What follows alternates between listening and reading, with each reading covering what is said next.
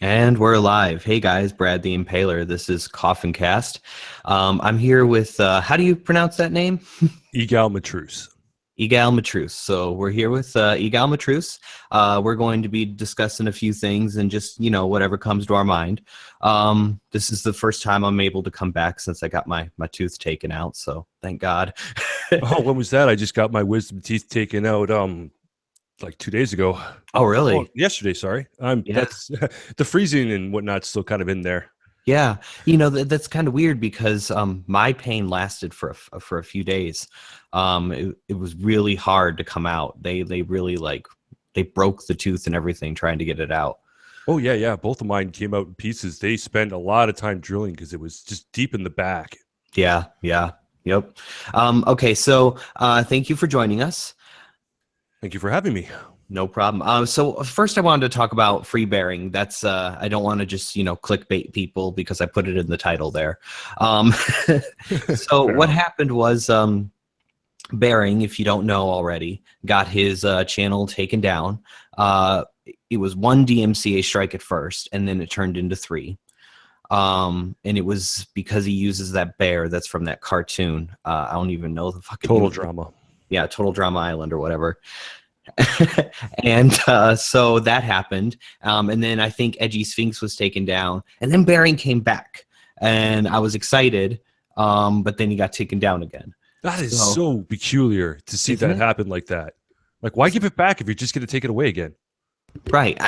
I don't know.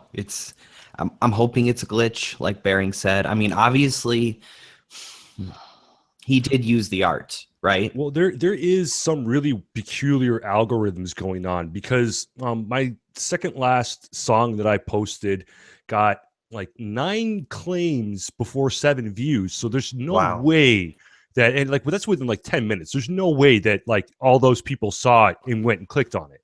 You know what I Right. mean? Yeah.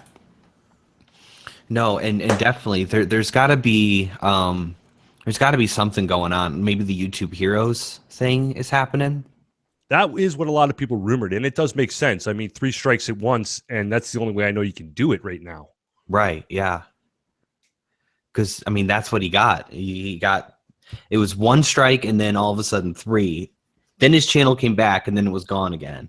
So I'm like, what the fuck is happening? It's a And very good question. we're not hearing much from Bering. Sugar Tit says he's sleeping, like nothing's going on. Well, I can't really blame him. I mean, what's he gonna do? Right. You What is gotta there to do? I mean, there's really nothing to do. no. He's So got to remake all his videos now and yeah. repost them. So if he does it on a whole new channel, I mean, everybody will find him again. Hmm. He's got to do it either way. Right. And see, that's kind of what I'm scared of because you see, with my account, I use the little South Park thing that I made in the South Park Avatar Creator, and what if I'm going down the road thinking everything's going to be fine, and then all of a sudden my channel gets destroyed like that, and I have to go back and make all those videos again. So I'm thinking I have to act now. Yeah, that's a very good thought. Actually, I kind of wonder. Does that program have any stipulations on it? I mean, so basically the terms of use, I read it before I used it. It basically says you're free to use it for whatever, but we're also free to take away your right to use it for whatever. So it's just very vague and very like we retain all rights. Basically, you can use it until you start making money, and then we want your money. Exactly. That's basically what it's going to be. And I'm not sure if I want that. So I've got one viewer I think is making me a new little avatar, I hope. And I've got a friend who thinks he might be able to work on something. But if anybody has any ideas, let me know. Because I don't want to be hit with that later. You know what I mean? Oh, I know exactly what you mean. Yeah. So what do you think? What's going on? Have you heard anything like big that we should talk about? Oh wow. Big. That's an interesting question. I don't know what do you consider big because most of the stuff that I hear from, the whole social justice scene is, I don't know. It's all petty to me. It's all very petty. Yeah, yeah. I mean everything. Yeah. What I what I more mean is like I like to focus on the things that are like affecting people, like laws getting passed, people going to speak to the UN. My channel is all about talking about those things and not just letting those people talk about those things. You know what I'm saying? Yeah, I do. So I think one of the big things that happened recently, I made a video where Riley, you know who Riley is, right? Oh, yes. Yeah, was talking about, you know, if you don't like transgender people, well, guess what happened? You're now all of a sudden a transphobe. And no, come on, people. Didn't he go even further than that, or He she did. go even further than Yeah, that she and did. say Yeah. that if you're not willing to sleep with one, you're transphobic or whatever? Yeah, It's too like, much. yeah. Well, yeah, in my video, I pointed out like it's a pansexual telling everybody else to be a pansexual too. Yeah, that's kind of like any bisexuals that I used to know when I was a teenager who insisted that like everybody should be or is. Mm-hmm. I think the only one who was like known at the time would have been like the lead singer of Green Day came out like saying, "Yeah, everybody's bi, man." Yeah. Pretty sure they're not. Right. Yeah. I don't know. It's, but you got to be careful with that kind of thinking because it's also the same kind of thinking that you can see the queer kids stuff going down the line. And that's directed at 3 to 7 year olds. She claims that that is what her demographic is. So that's fucked. It is. I have no idea what is this push to sexualize children. The only thing I can honestly think of, and it grosses me out to say it, but is the pedophiles. There's no other reason to sexualize children. Right. None. No. Other than to have them go, oh, well, we can consent now because we understand what a sexual relationship is. We understand all about sexuality because we've been educated since kindergarten, and we're sexually free. We identify that we want to sleep with adults. Yeah. We give consent. Yeah. Wow. Yeah. And it's crazy. And no, so a comment says, isn't pansexual another way of saying bisexual? No, it's not at all. Bi is only 2 ways. Pan is always. Exactly. I'm bisexual. Ooh, how do I get I got to bring up your YouTube then, if I want to see that chat. Yeah. Alrighty. Let's do that. But no, basically, I mean, a pansexual is just like, well, as I'm for whatever. You know, it doesn't matter. But a bisexual is more like, no, I'm binary. You know, it's the male or female. That's what I'm for. You know. Yep. So yeah, Edgy Sphinx was taken down. Bearing was taken down. His Patrick channel is still up, so I hope to see a video pop up from there. And he does have some new art, at least on his Twitter so far. Yeah, I don't think artwork's an issue. I've seen a lot of people, sending them links like within minutes. Like Suit Yourself had like dozens of them up there. Yeah, I saw that. He was like flooding my Twitter feed with them. How do I get my picture up? Because it seems like it wants to use a webcam and there's just nothing. Huh. Well, it should be using like your YouTube avatar. Oh, I just went on your channel and it's black. Yeah, it is. It is showing a black. What if you turn off your webcam? That should switch it to. It's not on. No, like in the Google chat. How do I do that? So if you move your mouse up to the top, yeah, you'll see a little camera with a slash through it. Yeah, it's off. Huh. That's weird. It is. You know what? I'm going to try. See what happens if you actually turn it on. Isn't Pizzagate a conspiracy? There you are. Yeah, see, that works. Yeah. And you know what the thing is? My camera's off. That is really weird. Like, I almost have to screenshot that because I don't think anybody's going to believe me, but it is turned off. Oh, that's weird because I'm looking at you. Yeah, I know. Okay. Now I turned it on and there's my avatar. What the hell is wrong with you? That's That's messed Google up. for you. There you go. So, okay. Um, Pizzagate. I don't know much about that. Do you know anything about that? Oh, I just saw a tweet about it. I was about to read it, and then I saw your tweet, and it's like, ooh, live stream. Yeah. Well, maybe. Okay. So I got to find out what this Pizzagate thing is about. Um, find It was something. something to do with Hillary Clinton. $65,000 for pizza and hot dogs. Ooh, the crap. Well, that's a lot of money That for is. pizza and hot dogs. But Moral panic for the age of Trump. Oh, well, I can't really read Slate and take it seriously. oh my God, have you seen Keith Olbermann, man? I'm terrible with names. I could have. He's he used to be the MSNBC reporter or whatever. He's running his own thing now called The Resistance, but before Trump was elected, it was called The Closer. And basically, he just rants about Trump for 10 minutes or 6 minutes or whatever. And that's all he does. He bitches and moans and cusses about Trump. He used to be a respectable reporter. Is there any respectable reporters left?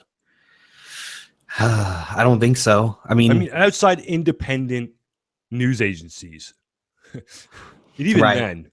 I mean, would you count Russia Today as an independent as an independent news agency?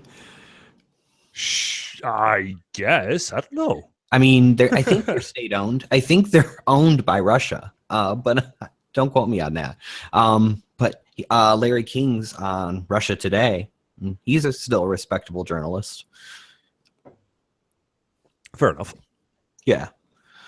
But yeah, I get most of my news from Russia Today, which is kind of fucked up. That is, to be honest. Although to be perfectly frank, they're one of the few countries that like tell it like it is. Right. All you see is they don't really make any observations in their articles. They're just like, here's what happened there. Take it as is. No comments. Exactly. You get to think about it yourself. You look at the evidence and you can go, Exactly. Yeah. Whereas here, like I just like the last Slate article I looked at, it's like right at the top, it's like what to think. Really, you're flat out telling people what to think, and you're admitting you're saying that too. It's just wow. I mean, that's kind of the point that we're at, though, is where so the Western world is so comfortable. We have so little to bitch about that the little things these people are taking on as these big, huge issues. Yeah. And it's ridiculous, but it's also scary because the only way to fix those little issues is to become authoritarian. You know what I mean? I do. And yeah, I guess you kind of have to fix it from the inside. You can't you can't do it from the outside. It's just no way. They won't let you in. No. And so basically people just have to advance with the times. Like a lot of the shit these SJWs are bitching about isn't going to happen in 10 years. A lot of this stuff isn't going to be thought of in the same way at all because we're advancing. The way we're thinking is advancing, and I think they should just let things alone.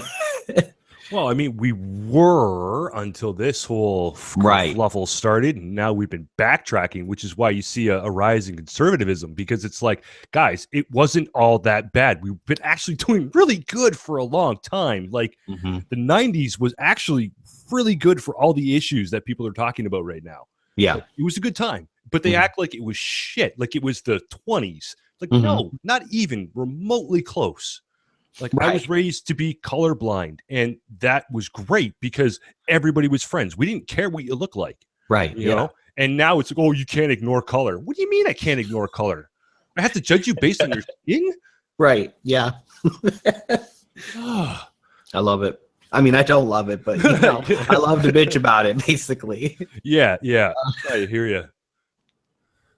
I mean, I don't get it. I don't understand why everybody's got to be all up in what people think of other people. Just ignore what people think and move on. Social media is definitely part of that to blame, just because of how fast everything spreads now. There's no time to think about anything. It's just go. Yeah. Yeah, that's true. You're just jumping on that keyboard, or you're jumping onto that camera, Yeah. and saying Like saying what you feel. I try to wait at least, a day before making a video to give myself at least a little time to think about it. Hmm. Unless I'm just doing a joke, in which case I'll bang it out in, Right. 20 minutes. Right. Yeah. I mean, I I try and put a lot. I do a lot of animation and stuff, and I don't like doing live streams without having a plan first. But I felt like I had not made enough content recently, so I had to jump into one. Oh, it's all right. I mean, the last one I was on, I got invited. It was a Steve Talon and a few other Canucks, Mhm. and I was about Trump, and it was last minute. I'm like, all right, I'll come in, and these guys know everything about what was going on, like politics wise, and I'm just there to maybe make a few jokes, but I couldn't because I felt like an idiot. I just, I mean, there's a lot of things that have been going on recently, particularly with Trump. Have you kept up on Trump's shenanigans recently? I haven't kept too close of an eye on it just because I'm kind of getting sick of all the people flipping out, especially in Canada Yeah. and other countries. Like, okay, when they say that, the States is like free and it's not actually the free world, like I know they use that metaphorically of being the center of the free world, but it's not actually the center of the world. Right. Like who you elect there does not affect anywhere else unless those two don't get along. Right. That's it. Right. Well, I mean, there is a deeper economic net that we kind of are all interconnected in, and America is at the center of that. We are the world's only superpower, and we're still the world's greatest innovator as far as technology goes. Yeah. Yeah. So, That's I fair mean, enough. a lot of that, our trade has a lot to do with the way countries will be affected. That's why when the elections happened, the stock markets crashed overnight and then rose back up when Trump got elected. It was pretty interesting actually to see that. But anyway, so Trump recently got carrier AC to stay in the United States. At least, as far as I know, the majority of the jobs are staying here, which is awesome. But a lot of people are saying that Trump is basically just catering to the special interests of the businesses. It's kind of crazy if you ask me, because he's actually yelling on Twitter about imposing a 35% tax on goods made by American companies that are brought back to America from another country. You know what I'm saying? Yeah, actually, that's incentive to stop doing that, because that is one of the biggest issues with Canadian economy is that we will cut down lumber, for example, and then ship it to the States for processing and then buy it back. Mm-hmm. And both ways you have to pay tariffs and taxes and whatnot as it crosses the border. So you're upping the cost by the final product is way more than it should be. Yeah, exactly. And what happens is when you're manufacturing that product outside of the United States, those are jobs given to other people. That's money going into another economy. And that's money not being spent here in America, and those are jobs not being taken by Americans. So there's a big problem with companies leaving the United States, and I think there should be a big incentive for companies to stay. You know what I mean? I don't know. It's really, really hard to say, just like to make a blanket statement, because there's so many variables to that that needs to change. Like, I don't know, like American companies that profit off of child labor in other countries should not be allowed to do that. Right. But you can't really just stop everybody, say, look, okay, you can't have a company in any other country if you're American. You have to be here. You can't do that. Right. Well, basically what they're saying is if you're a manufacturer mainly and you're producing goods in another country, you can't then take our money and sell those goods back to us when without a penalty. because you made it at such a cheap cost over here, and you're selling it at such an exorbitant rate here, as if it was made here. Yeah. When it wasn't, when you're using child labor. Apple in particular does that. Yeah, along with quite a numerous amount of clothing lines. Oh yeah. And so I think there's a lot of opportunity if there is a tax on goods coming back into the United States produced by American companies outside of the United States. I think we would benefit from that in a lot of ways.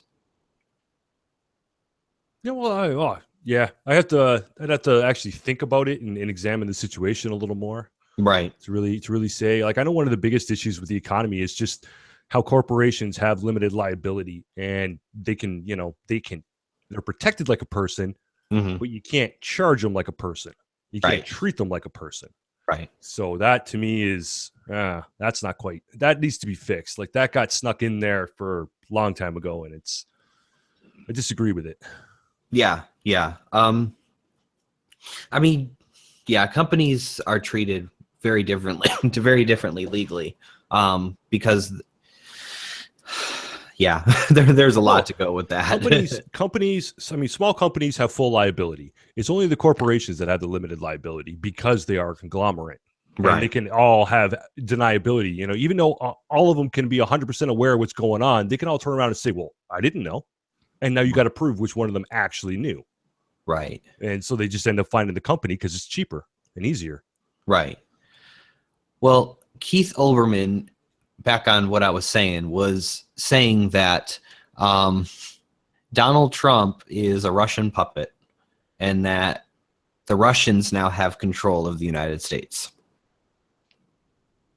What? Yeah. How the hell does he figure that?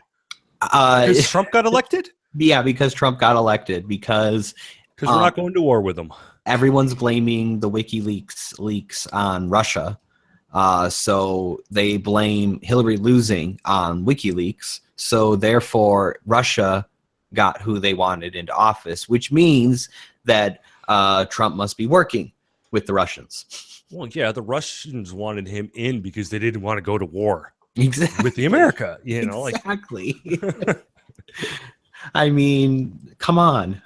So that happened, and then he went on to say that when he logged into his Gmail account, apparently this has been happening to a great number of journalists and higher ups in the government and stuff like that, where they log into their Gmail accounts and they get a notice from Gmail saying your account has been attacked by government-backed attackers. This is just a warning to let you know that all of your data is at risk, and there's nothing we can really do about it. And we can't tell you how they got in because we don't want them to know that we know how they get in, or how we know how they get in. And just basically that his email account was attacked by another government. That's all it said. Well, that's what they claim anyway. Right. But I mean, it could have been the United States government wanting to see what information he had, but he jumps right to Russia. He says, oh, it was Russia who did it. That would actually absolutely explain why they can't say, because if it's the American government doing it to its own citizens, then it would be under most likely some Homeland Security Act, and they can't do squat. Right, so they can't say who did it. Otherwise, they'd be like, hey, Russia's attacking you. But yeah, when I think of Russia, I do not think of a hacking nation. Right. If anyone was going to do it, it would be China, because that's what they do already. They're constantly doing attacks on other countries. Yeah. Yeah. It's, I mean, what it screams out to me, though, what gets me is how these leftists really jump on the Russia thing. Like, we're still stuck in the Cold War. You know what I mean? Yeah. We let go of that, didn't we? I thought we did. I thought we were friends again. But yeah, so Putin didn't want Hillary in office because Hillary is a threat to Russia. I mean, well, she flat out said she was going to go to war. Exactly. So come on. Of course the president of Russia is going to say, yeah, I'd rather have the other guy.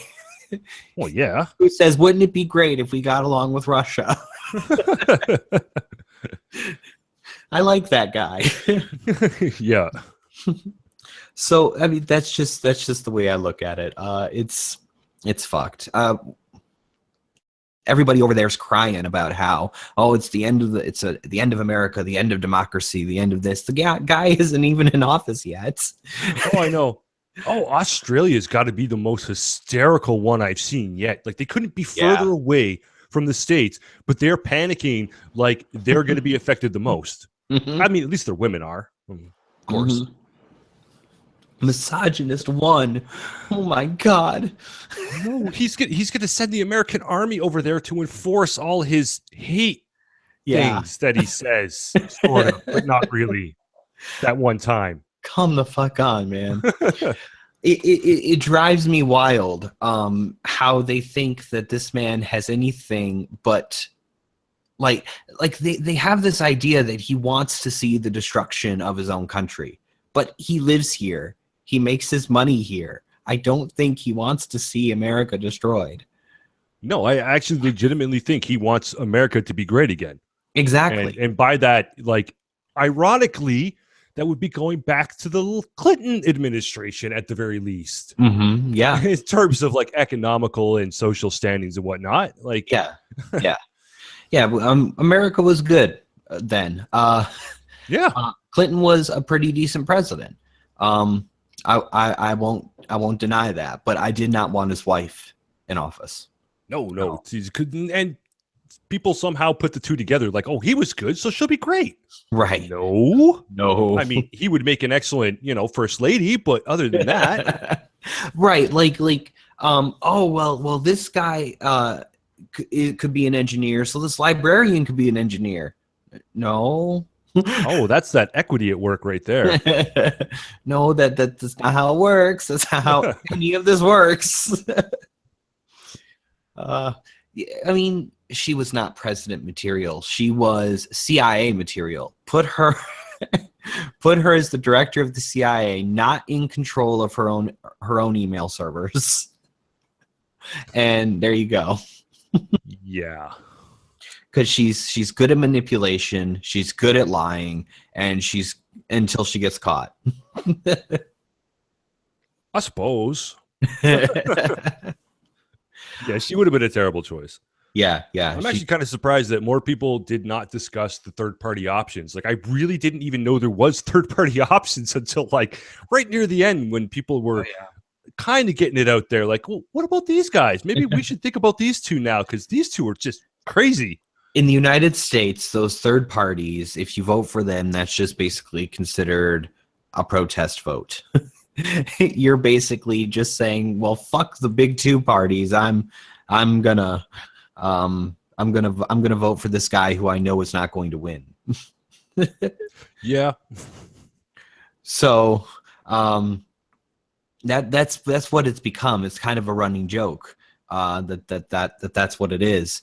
But Gary Johnson I'm a libertarian, and he was my party's candidate. And he just made me laugh. I did not want him in office at all because he was so stupid. He didn't know anything about anything foreign. Really? Yeah, like they asked him questions about Aleppo, and he's like, I don't know what Aleppo is. Like, what the fuck, man? You should know. That's a brand of dog food, right? Right. Like, nope. So I wouldn't have voted for him at all. And that Jill Stein, well, she's now even proved more that she's ridiculous. Apparently, Jill Stein raised like $4.5 million or something like that to finance a recount for the the presidential ballots. Yep. And then she was like, nope, I'm not doing that. After she raised $4.5 million. Wow. I cannot imagine. I just can't. Like, I don't understand how people get away with that shit. Like, isn't that fraud? It is. And this is a woman who was running for president. Like, Sort of. Not that anybody knew she was running for president, but she was in there. She was on the ballot. She was on my ballot, and I laughed. I said, well, I know who Gary Johnson is, but who the fuck is Jill Stein? I did not even hear about her. I heard about Gary like months before, but her, I didn't hear about till after. Right. And now she's causing a ruckus. Yeah, exactly. Oh, dear Lord. I don't understand it, man. She's nuts. Oh, yeah. It was just, I don't know. There was a pushback. That's what it was. All this PC culture, all this just bullshit from just way regressive liberal, from the way regressive liberal side, just kind of, it snapped back. And now we're looking at Trump. And that's kind of, I'm kind of interested to see where that goes, because it does look like we turned a complete 180 and went conservative versus full steam ahead liberal. Well, it's probably because the full steam ahead liberal was just batshit insane. Like when you're telling half the country that, hey, you guys, all you males, you're born evil, you're bad.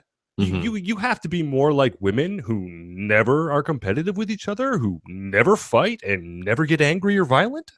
Really? Right. Yeah. Oh yeah. Oh yeah. It's nuts, man. I'm hoping to see that. I'm hoping that this is going to go in a direction where we can finally be like, okay, things are finally evening out again. But I'm kind of afraid that they're going to lash out even more. And that's kind of what you're seeing from their, oh, well, we have to continue to fight videos. You know what I mean? Yeah. Because like Lacey Green did, we're gonna keep fighting against this, and Keith Olbermann's doing videos. We're gonna keep fighting against this, and I'm like, well, they're really digging their heels in here, aren't they? Yeah. Well, I don't know, man. It's just they pushed way too hard on way too many subjects, and the only thing that stopped people from actually, putting a squash to it is that they were all just terrified to be labeled as, all those terrible things that they're throwing around. Yeah. Yeah. Because it's exactly what they do. They go for a character assassination. Like I've noticed that very recently. It was what's his name? Jordan Peterson. I watched his last debate. And the two opponents that he had, all they did was character assassinations. They danced around. They focused purely on like pronoun, which was the weakest part of what he had to say. Like he didn't even care about that. It was just, it was a symptom of a greater problem. So it had to be addressed. And then they just went on to attack as a character, especially the not the one who was a lawyer, the other one. Just constantly like, oh, he's just homophobic and transphobic. And it's, can't you actually make a point? Yeah. Like that's not a point. Like, what if I said, okay, yes, I am all those things you say I am. Now, can we have a conversation? Right. Yeah, it goes like it's called an ad hominem attack, and it's just yeah, I didn't know what that word was till not too long ago, because everybody keeps throwing that around. Oh, you're just using an ad hominem attack. And look, what? Yeah, and it's just you're attacking someone's character to poison their argument, but that says nothing about their argument. Oh, exactly. And that's why I pretty much just like kind of getting to the point where I'm just like going to stop engaging people who go that route. Like as soon as they whip that out, conversation's over. Yeah. Because what's the point? You know exactly where it's going. Exactly. Yeah. That's exactly right. You're fucking white male. Yeah. Yeah. You're a fucking white bear. It's nuts. I don't understand it, man. That's why I make the videos, because I go, somebody has to say something about this, and you have these different people who say their things, but then there's the thing that they didn't say, and I'm like, but that needs to be said. Yeah, I actually had some social justice warriors actually convince me that I should start spreading awareness, because otherwise, according to them, I have to shut up. Because apparently, if you're not, promoting what you actually believe in and starting causes and spreading awareness, then you just got to stay out of the way and let the people who care do it. Mm-hmm. I mean, all I was doing before that was like basically just jokes and mocking stuff and having a little fun. Right. And then I was like, all right, well, if that's how you want me to go, and now I have a playlist that's awareness / activism just for them. Right. Exactly. And yeah, it's when I got into an argument on Twitter with some Lacey Green supporter, and I was arguing with them, and they were like, well, all you can do is sit on Twitter and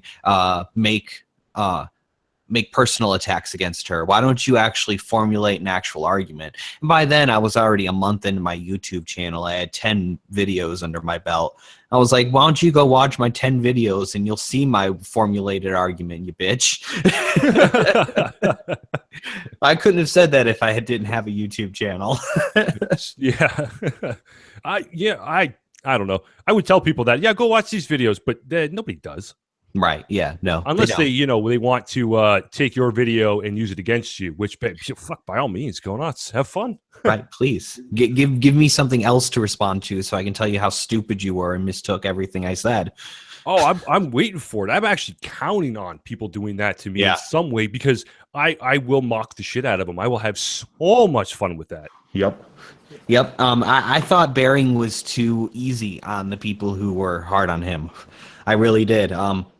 You saw that whole exchange, right?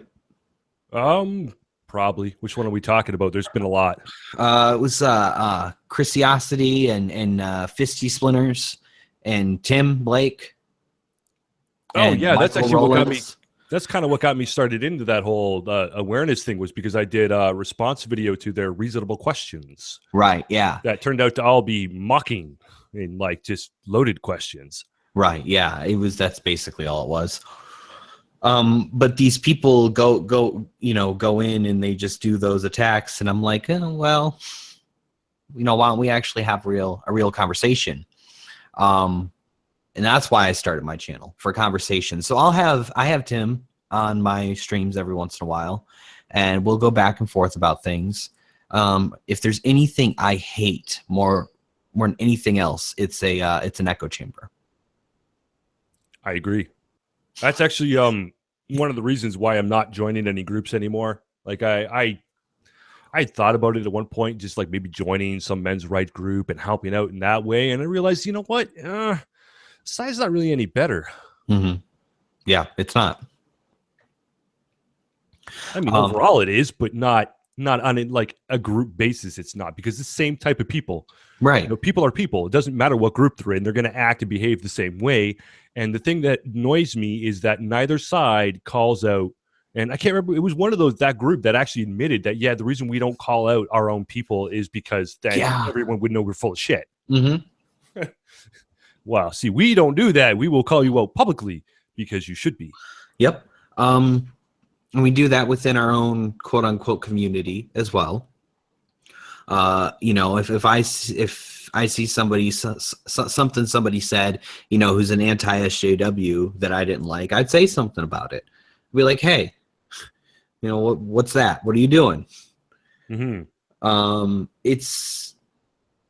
I think the biggest thing that, like I said, that I hate is when you have these communication streams and everything, and you never have somebody else from the other side come in. And I see this more on feminists side than say over here, but I want to make sure that I give those people a chance to come on and say stuff and give their point of view so that it can be listened to by my viewers, and my viewers can then hone their own arguments, hone their own beliefs, and that's what I'm here for.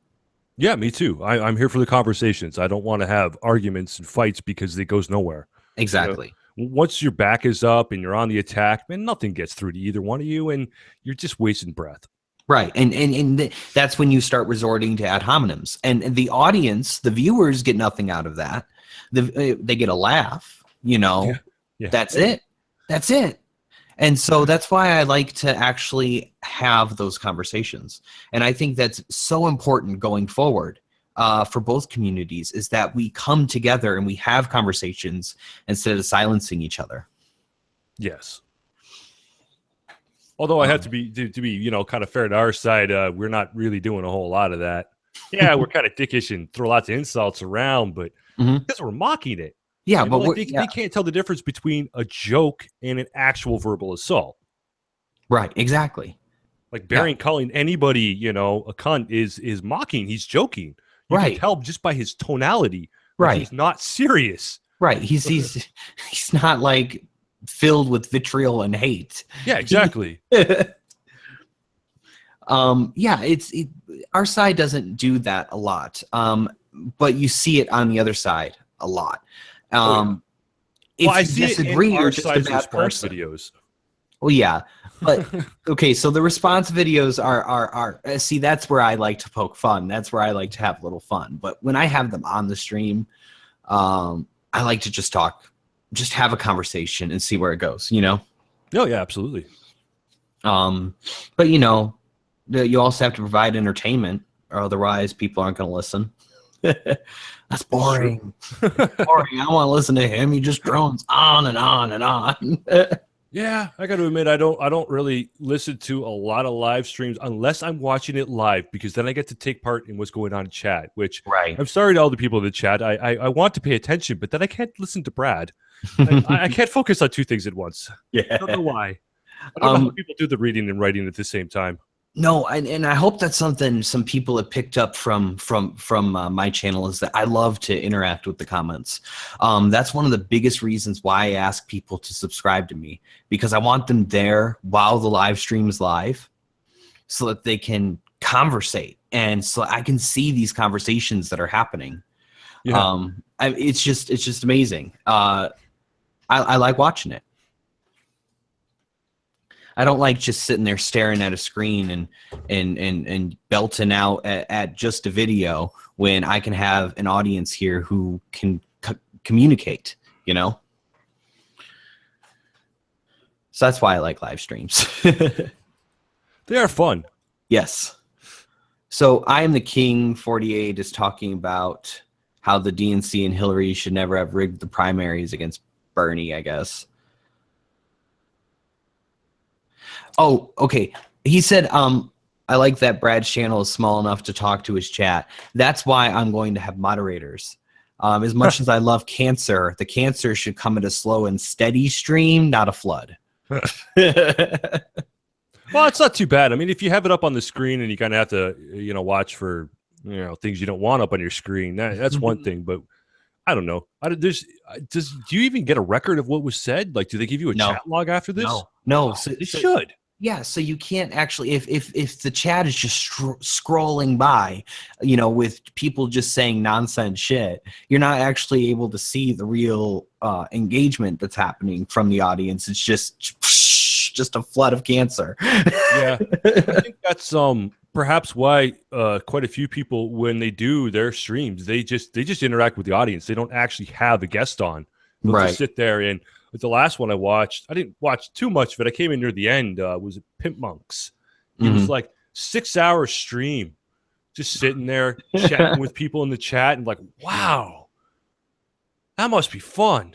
Yeah. Like I couldn't sit there and watch it, but if I was there participating, oh, absolutely, I could. Yeah.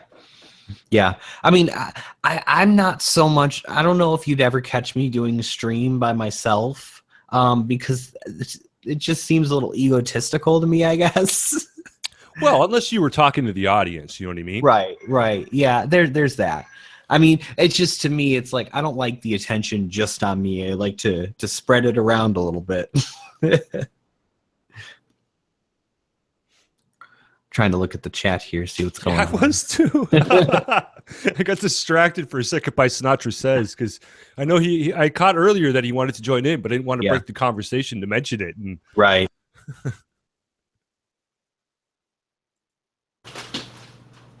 Meeting all sorts of new people lately. Oh yeah? Well, yeah, absolutely. I mean, if you pretty much look at all the creators that I'm following, I pretty much talk to everybody. Oh yeah, that's cool. I try to talk to everybody that I follow in particular, because I like to get their views on certain things. And I feel like if I have a question, my viewers will have the same, at least some of my viewers will have the same question. That's a fair So, assumption.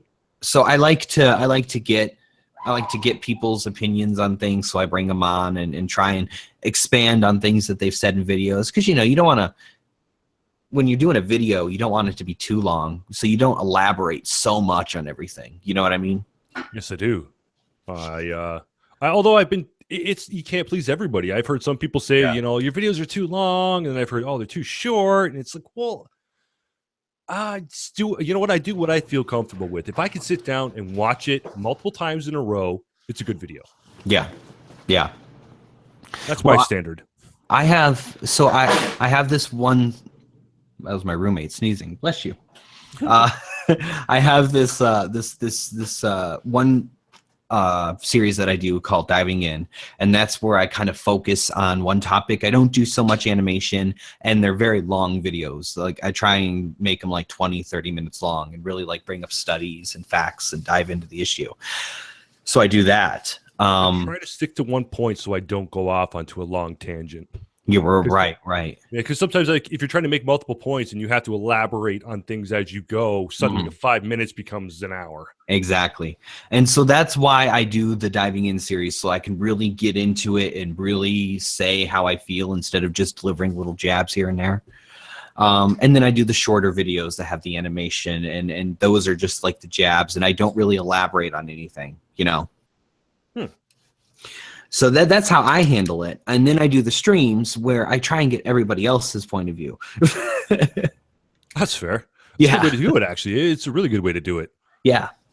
So that's kind of like that's what I like to do. And I like having the engagement from the community. So that's why I really hope I tell people subscribe, because of and they should do it to your channel too, everybody's channel who does the live streams, because if you can be there and actually interact with the community in real time, you can learn a lot and actually even make some friends. Yeah. Well, I'm still undecided if I'm actually going to do any live streams on my channel, just because I'm trying to keep it PG-13, just to an extent. Like occasionally there's a fuck here and there that I let slip, and I don't want to do another take, so I leave it. Right. But overall, like, yeah, I don't know. I'm really kind of scared of like what people could come after you for these days and the way direction things were going. So I don't know, just trying to protect my ass, I guess. Yeah. Well, it's also why I don't do direct response videos.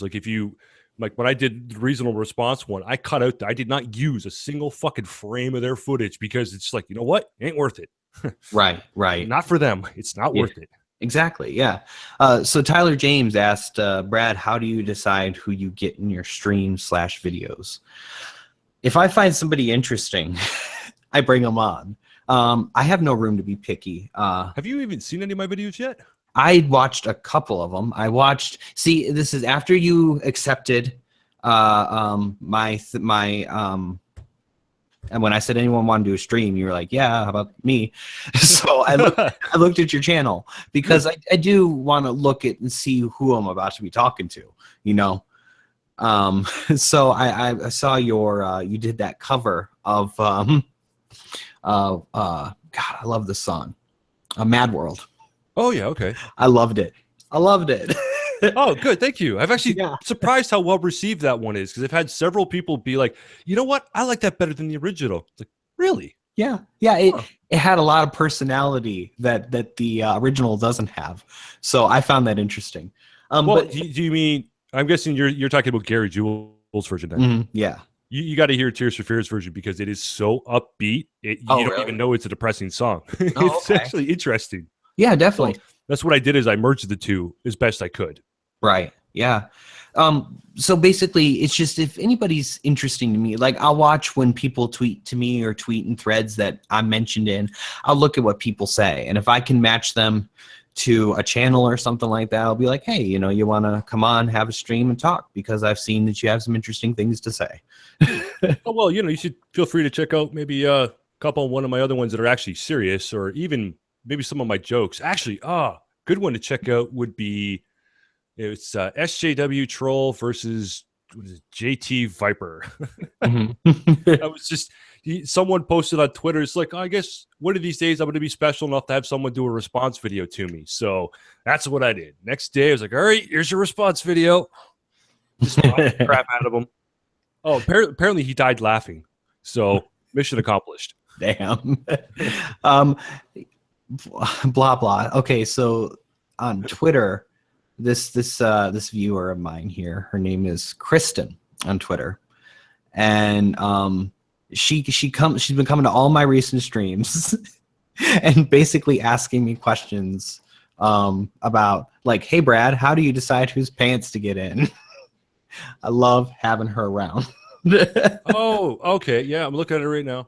I Yeah. see what you're talking about. Is it Kristen is Better? Yeah. That's the one. Yeah. I've seen her over the last few days. Yeah. She's great. I love having her around. Oh man, it's amazing. Like as long as you stop looking over at the crazy people, man. There's so many wonderful people out there. You just gotta get out there. Yeah. And that's the thing. That's why I do this. Yeah. Because you can meet so many interesting people, and so many people resonate with your message and what you have to say. And I think that's really cool. Let's see. I'm trying to see, have you read The Haitian Blogger? Who, me? No. Yes, you.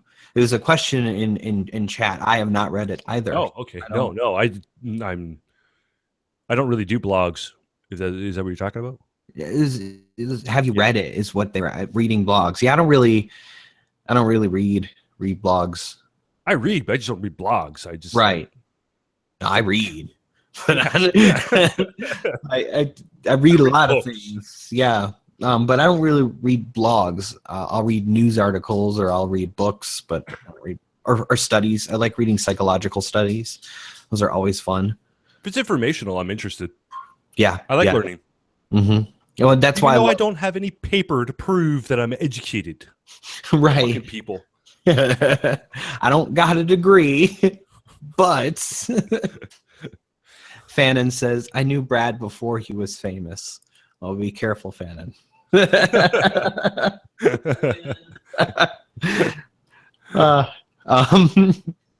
Okay. Obituaries. What does that have to do with anything? I'm trying to. That's depressing.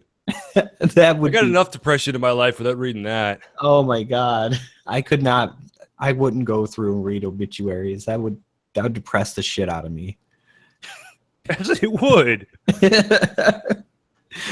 She says that's what I read. No wonder.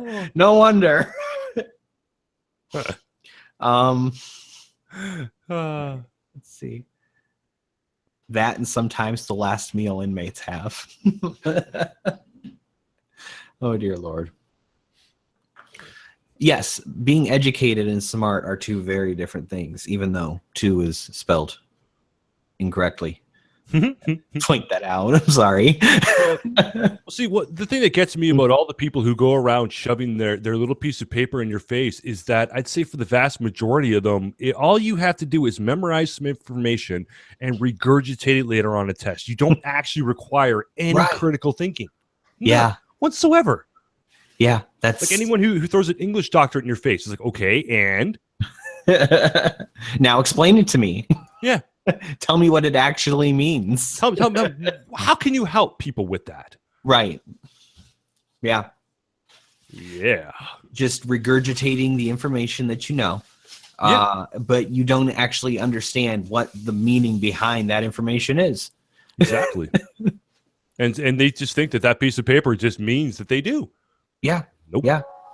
And I can actually prove that just by the fact that it was like, I don't know, 5-10 years back, they actually introduced critical thinking courses. Like it got so bad to the point where they had to actually start teaching people how to think. Right. Yeah. Crap. And never happened before. I swear. People were taught how to think for themselves. I swear they were at some point. At some point. Our generation. I don't know. Okay. So in school, my social studies teacher really liked to impress on us that we had to think for ourselves.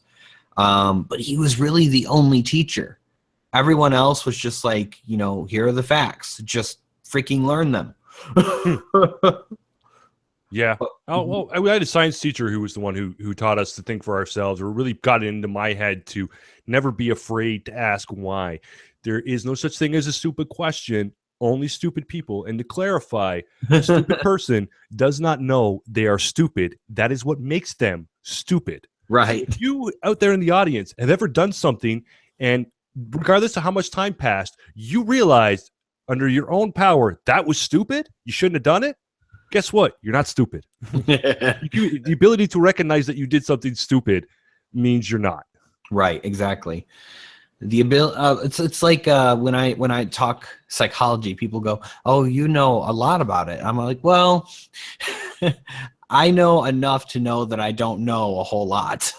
Let's just say I've known a few crazy people in my day. Yeah, right. No, it's pretty interesting. I really enjoy social interaction, watching social interaction, not necessarily being a part of it. I was kind of forced to do that my whole life. I was one of those kids who was bullied his whole life, so it was like always on the outside looking in. So I've always had a great grasp on group dynamics and what's really going on because I had no choice but to watch. Exactly. Yeah. That's how I was when I grew up. And I was also an actor, so I enjoyed watching people, because I learned and could use that in acting. Well, yeah, absolutely. That's how else you get to learn. Exactly. So people thought I was a little weird, but whatever. That's all right. I know plenty of people thought I was weird, but that's okay. Yeah, I don't mind. Look at us now. Exactly. It worked out to my advantage. We're talking to 18 people and they're interested in what we have to say. That's not necessarily true. You've got what? You got 500 subs there, buddy. Yeah, I do. There you go. That's come on. How many people could say that? Right. That's true. That's true. No, it's fun. I like doing this. I also like watching, to be quite honest with you, I enjoy watching the SJW videos. And the reason I do is because it's amazing to see these people do the mental gymnastics that it takes to deliver the arguments that they do. It is. It actually hurts my head. Like, I will get literal headaches sometimes watching them. Just like, how are you doing that? Right. It's even worse in groups because they're just patting each other on the back the whole time. And it's just like, what are you doing? So do you know that Queer Kid stuff that show, right? Unfortunately, yes, I do. Okay. Well, I was watching that lady's channel, Lindsay, who her separate channel, and she was talking about why she disabled the comments on all the Queer Kid stuff videos because of all the hate she was getting, and she didn't want that to affect the kids. And I'm like, but you want what you're saying to affect kids? Like, what the fuck is wrong with you? Yeah. I don't even know what to say about that particular individual. That is just she's yeah, as blah blah said, because she's fucked. Yeah, she is, yeah. So Tyler James says, "Hey Brad, do you think there will ever be a possibility of doing an episode of On the Spike with Sargon?" You're gonna have to ask Sargon. I would be more than happy to have Sargon on the Spike. So if you guys want to see that, you guys are going to have to ask him. I've tried to ask him, but I think I get lost in the crowd and he doesn't know who I am. So that's all right. You don't feel bad. Like I've been in the community for, since like at least August when I first started talking with Sugar Tits. And that was my attempt to get to Bearing because I've been trying to get a hold of him. And that fucker never checks his messages. If you want to talk to Bearing, people out there, go to Sugar Tits. Okay, that's what you got to do. So I don't know. I mean, I went to Sugar Tits, but more because I was interested in what Sugar Tits had to say. But I tried to get to, but I tried to get to Bearing too. And man, I got him on the Spike like an episode ago. Like he came on and he was real candid with us and gave us a real good breakdown of the DMCA thing he was going through back then. and it was really fun. It was cool to have him on. Yeah, I Skyped with him like, I don't know, I think it was maybe like a couple days after I made that video and talked with Sugar. And the only reason I haven't actually done something with him yet is just because I don't fucking know what to write for his channel. Everybody's like, oh, go ahead, create something for my channel. I'll throw it up. And then I got to think of what to put on their channel. It's like, well, I don't know what your audience likes really. Right. Barry, and it would basically, it's like, okay, so I got to like start calling everybody a cunt? Well, no, okay, so you don't need to sell out to that channel. No. Deliver your own personality, and if they like it, they can take it or leave it. I'll link the guest video I did to Suit Yourself, and you'll see what I mean, because I made that specifically for his channel because I know what his viewers like. Mm-hmm. It's not selling out. It's I didn't mean to fault you. I was just saying, like, you know, no, be I know what yourself. you mean. Though. I know what you mean. Yeah. I don't pander. Right. But okay. if I'm going to get up on stage and start telling jokes, and I know what the audience likes already, I'm going to tell them those jokes. Right. You know what I mean? Yeah, definitely. So I've gotten Bearing in a few streams, and I think he enjoys himself when he comes on my streams. But I've gotten him in a few streams. I've never gotten Sugar Tits in a stream. Yeah, actually, I don't think I've ever seen her in a non-all-female stream. She usually does the minge chats. She's a misandrist. Yep. So that's going to be the new title of this coffin cast. Sugar Tits is a misandrist. And now you know why. In the comments, don't anybody say skip to this point. Make everybody watch everything up until now. No. I love it when you go to, like, there's a clickbaity title and it's like a 30-minute long video, and you go to it. If you just scroll down to the comments just a little bit, you'll see here's what you're looking for at this time. Oh, click. There it goes. Nice. I like those guys. Clickbait. Although I keep hearing all the bloody time, you got to make your thumbnails more clickbaity. You got to make it like clickbait, but deliver. Right. Yeah. Well, how the hell do I do that? I can't oversell myself, and then people come in and be underwhelmed at my performance. They're like, fuck you. How dare you bait me and not deliver? Faggot. Sorry, I'm used to 4chan. That's usually how you follow up that statement is faggot. That just reminds me of my teenage years, because that was a common thing we'd throw around, and it wasn't meant as any kind of homophobic slur. No, it wasn't. Like it was honestly, it would be the equivalent of yelling donut at somebody, because we did both things. Mm-hmm. Yeah. Hold on. Use nudes in your thumbnail. Yes, I've seen plenty of people do that, and I wonder how long their channels last.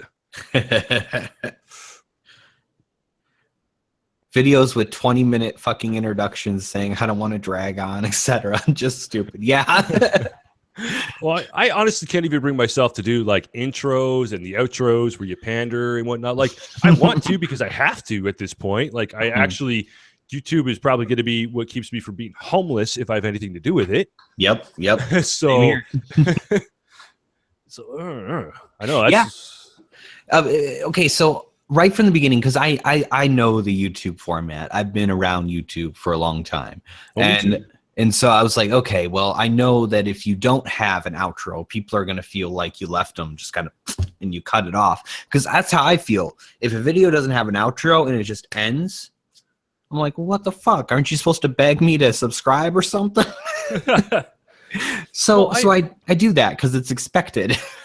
I took all the comments I read to heart. Like, as I was going through all people's videos, and I'd see things like, oh, I hate this and I hate that. And every time I saw that like repeated like throughout other people's videos, I kind of took it to heart and like, okay, well, so I can't do this, I can't do that, can't do this, can't do that, and I don't do any of it. And so far, not a single complaint.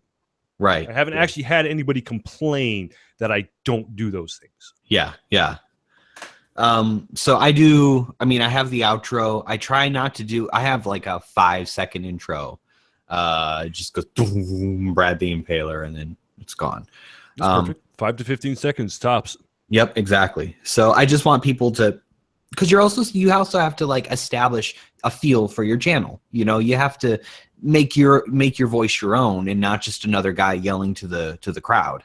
Mm-hmm. Well, I did that with my just using face rig. Yeah, Like, I saw that. Nobody, I don't know. You know what's weird about that? Like, it came out like 2 years ago or something about that, and everybody who did a review on it, including PewDiePie, talked about how you could be a burger. And when you look at all their other avatars, they're fucking amazing. Like, their dragon is spectacular, and the raptor is fantastic. They have tons of beautiful avatars. Yeah, I and all saw you that do in is your video. you look into a webcam and you talk. Yeah, That's it. yeah, $20, you got a license to print money. yeah. Once your channel starts making $500 a month, you got to pony up another $80 for a professional license. Right. Well, I don't make any money yet, but I don't. I need to change my little Brad avatar guy. I have to, because I'm afraid it's going to bite me in the ass. Coming up here. That, or you write for permission, because if you can write to Comedy Central or Trey and Parker, whatever, if and actually get written permission from them, and then you can keep it. Yeah, I don't. Would they really be like, oh yeah, this guy is a nobody. Let me go ahead and give him permissions. Why not? Maybe. I mean, that's what I mean. It never hurts to ask. Like, if you contact and go, hey, can I use this for my YouTube channel and just my YouTube channel? And they'll respond. They'll go yes or no, or you know what I mean? Right. Yeah. Maybe. You'd be surprised, man. A lot of companies are very eager to actually talk to people. Yeah. I mean, I could definitely try. I just never thought that it would be a thing that would actually possibly work. But then again, I never thought I'd have 500 subscribers. So fair enough. I could give it a shot.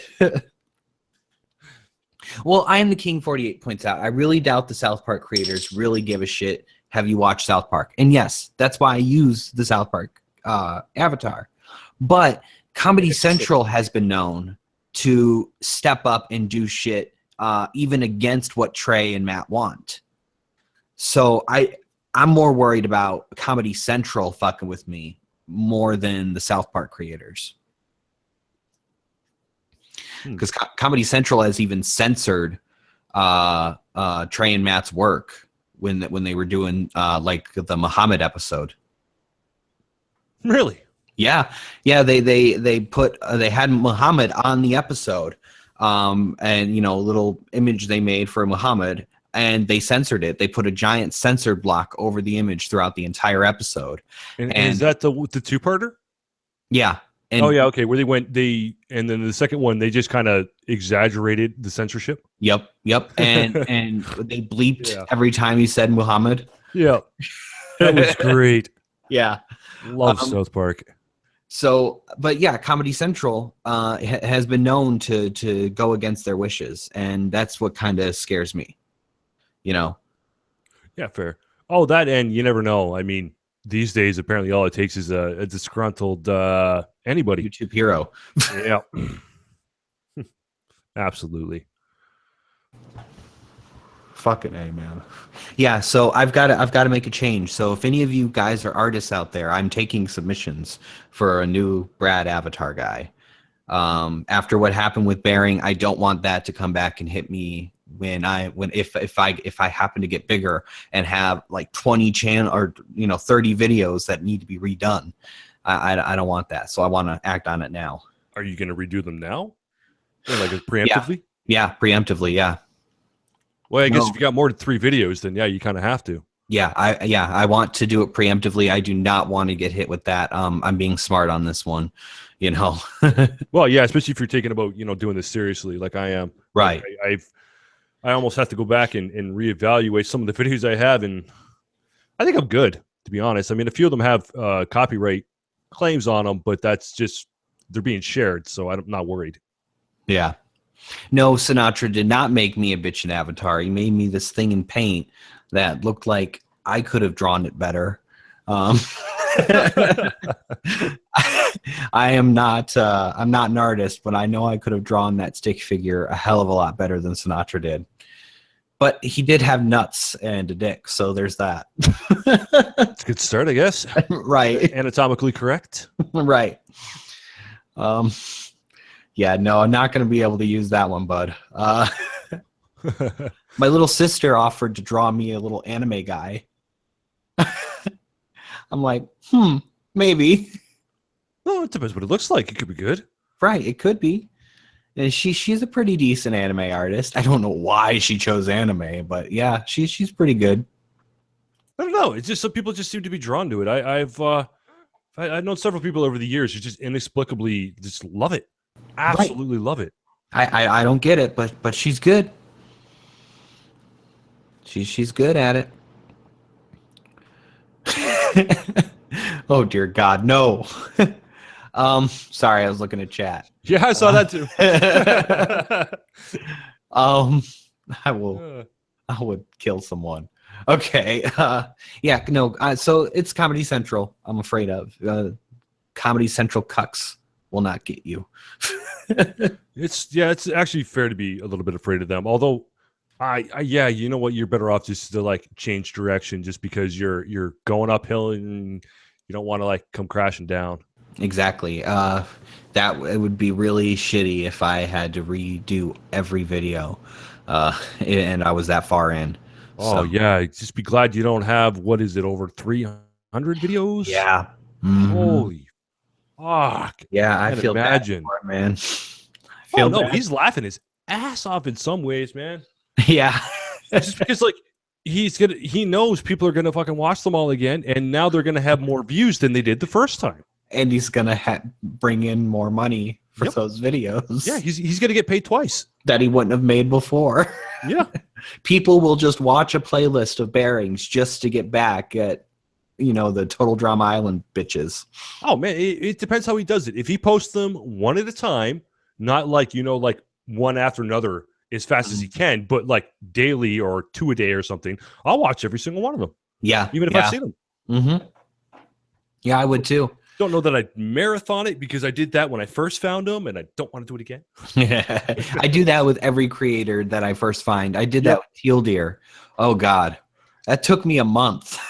Oh, I cycled through them, and yeah, it took me so long. Like I got about halfway through Dr. Miranda-Cam's list, and to about the point where he got to like Christians, and I'm like, oh, okay, it's too far back now. Yeah. We need current events. Yeah. Nobody cares about them. Yeah, so I'll sit and listen to anybody when I'm cooking or whatever else I'm doing. I'll have that in the background. I'll listen to what they're saying. But when it comes to something I want to focus on, they've got to be like 3 to 5 minutes long.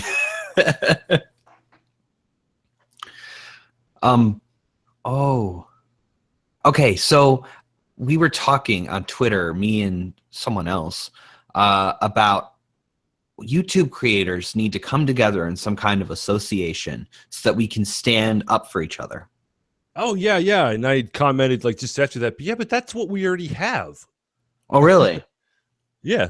Oh, well, like, I mean, what we have. I mean, that's exactly what happened last night. I mean, Baron's channel went down, and within freaking minutes, people banded together to start seeing what they could do. Yeah. And you know what I mean? Like it was top trending that night. Yeah. And I was so yeah. Yeah. So we already have that community. It's just not formally organized, and I don't see the point in formally organizing one, because that's where shit goes wrong. But I think that community should be more than just the people who agree with each other. Like, everyone should be standing up for everyone's rights on YouTube. You know what I mean? Yeah. Oh, absolutely. Don't be a hypocrite. Exactly, because if one creator can be a target of something, then every creator can be a target of that. Yeah, oh yeah. It doesn't matter what you're saying. You know what I mean? Well, it kind of does matter a little bit what you're saying. I don't know. If somebody wants to go and flag you because even though you're saying the most innocuous shit because they want to be a troll and they're a YouTube hero. Well, I think anybody who's promoting genocide should be flagged and have their shit taken down. Yeah. That's it, That's pretty much my stance on it. As long as you're not talking about killing a bunch of people, I really don't care. Right. Oh, Tim. Yeah. You've seen Tim's latest video, right? No. He was going I usually on. wait. I usually wait till the response videos, and like I watch those, and I get 2 at 1. Well, he was going on and on about how he's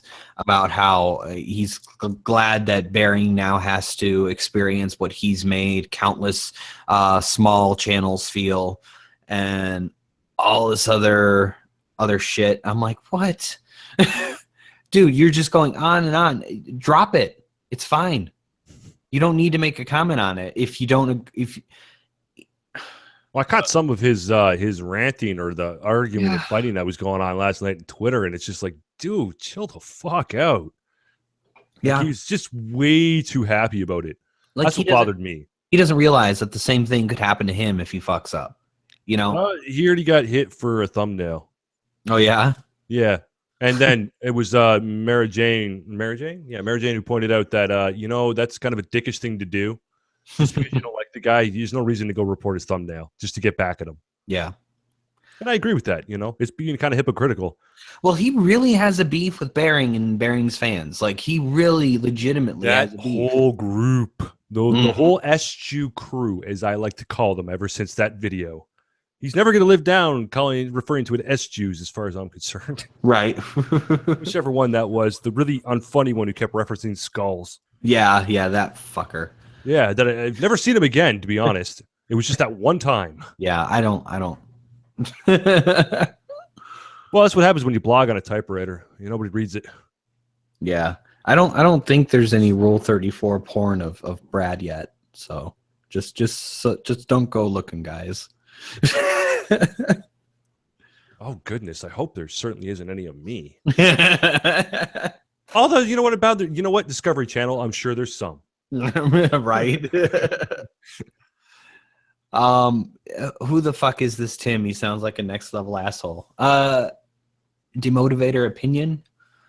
Yeah. He got into a tiff with Bering along with Michael Rowlands and that whole crew. Toga wearing asshole Michael Rowlands. Oh yeah, he's such a fucking bully. He's so smarmy. Like he's just so smug. And y'all are.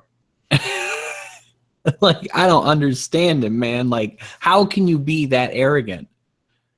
Let's just put it this way. My first version of that video, had it turned out the way it would have, was vastly different. As soon as his fucking face popped up on screen, I just started laying into him. And but come the second take, after I'd already actually seen the whole thing, I'm like, okay, these guys actually aren't being reasonable at all. They're just being dicks. So I'm just going to do it straight. Right. And all the humor was sucked right out of it. Yeah, I got to be careful about that. Like, if I don't have a humorous look at something, I wait until I do before I do a video, because I can be pretty vicious if I'm not coming at it from a humorous stance. People will be like, "Well, that wasn't funny. That was just a beat up." I try to do it straight. Yeah. My intention is not to harm anybody. Sure, I may mock you, but it's not to cause you harm. It's to make you think or laugh. Take your pick, Right. I would, hold on. I'm trying to look. Oh yeah. I want to respond to Roland's, but there's no content to respond. Well, yeah, all he does is make videos about Bering fans being triggered. Like, that's what he does. He's the music man, is he not? Yeah, but doesn't he do music? He just too? makes trolling songs. Like, that's it. Oh, that makes you quite interesting. Maybe to I don't know, make fun of his music. I could do that. I have the talent. Show him how it's done. He doesn't want to use his real, but he's going to. But no, one of the biggest things that the SJW crowd hits Bering for is the fact that his fans are very passionate and will go and make their opinions heard. And I don't even see it as bullying. You can't bully someone in a comment section. No, you can't. You can't. You don't have to read it. Exactly. It is not possible to bully someone in a comment section. Well, it is, but it involves going to their house and forcing them to look at it. Right. With violence. Yeah. If you don't look Police at threats. it, I'm gonna beat the fuck out of you. Bring him in at gunpoint. Get in there, you fucker. Read it. Yeah, it's just there's See no how awful I am. there's no comparison to like the SJWs who try and get people to lose their jobs, which happened to Thunderfoot. He didn't lose his job, thank God, but he did. He did. You know, they did try and get it done. Oh yeah, and that's fucked. That's the kind of thing that's messed up. Oh, I agree. I don't fucking understand that at all. Like, why would you, like, and to lie so blatantly, especially with Thunderfoot, like they were calling him a Nazi and shit. And it's like, where the fuck are you getting that from? Yeah. Like, what? Is it his hair? The long hair? Is that throwing you off? Have you not seen a Nazi in a while? Right. Forgot what they look like. I don't understand. Cyberbullying. Cyberbullying, I think, only becomes a thing when you have people's details and you're releasing those details to the point of trying to get some kind of harm or real life consequences to happen to them. That's when you get into cyberbullying. But just words are just words, people. Well, especially with considering every social site has block, as far as I know. I'm not on many, but they all have it so far. Yeah. So if someone, like, I've had one person I've had to block so far. It was like a 13-year-old kid who just like couldn't fucking handle the fact that I had made a comment about his favorite YouTuber who I didn't know was a YouTuber.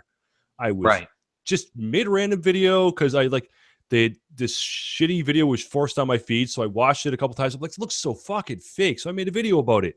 Just like, you know, pointing out the ways I thought it was fake. And I was wrong. I was so wrong. Okay. Very wrong. Right. And I admitted that, but people still flip out. And like, I got called Hitler and Trump. And it's like, the Trump one made me laugh so hard. You're Trump. Oh, really? Yeah.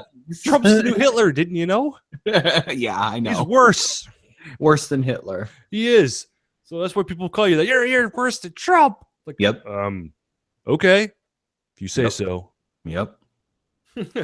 and yeah, it's in a lot of ways you don't want to reveal your who you are because they do this stuff. They try and get you fired or they do this or they do that. They dox you and all this other stuff.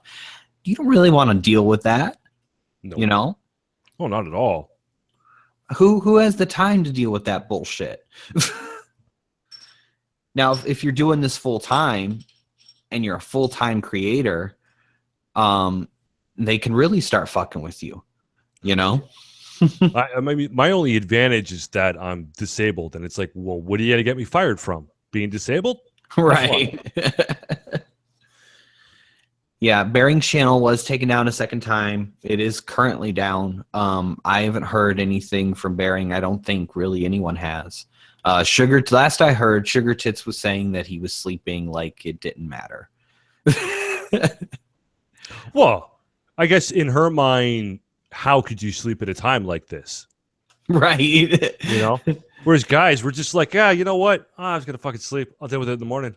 Right. It'll sleep it off. It's not going to be there. There's nothing I can do. I could just be sleeping. I'm just, yeah, and so people wonder why people, you know, hide their faces. Well, stop wondering. I actually had to I made one video where I intentionally put my face because it was in response to Philip Moriarty, also from the SJU crew.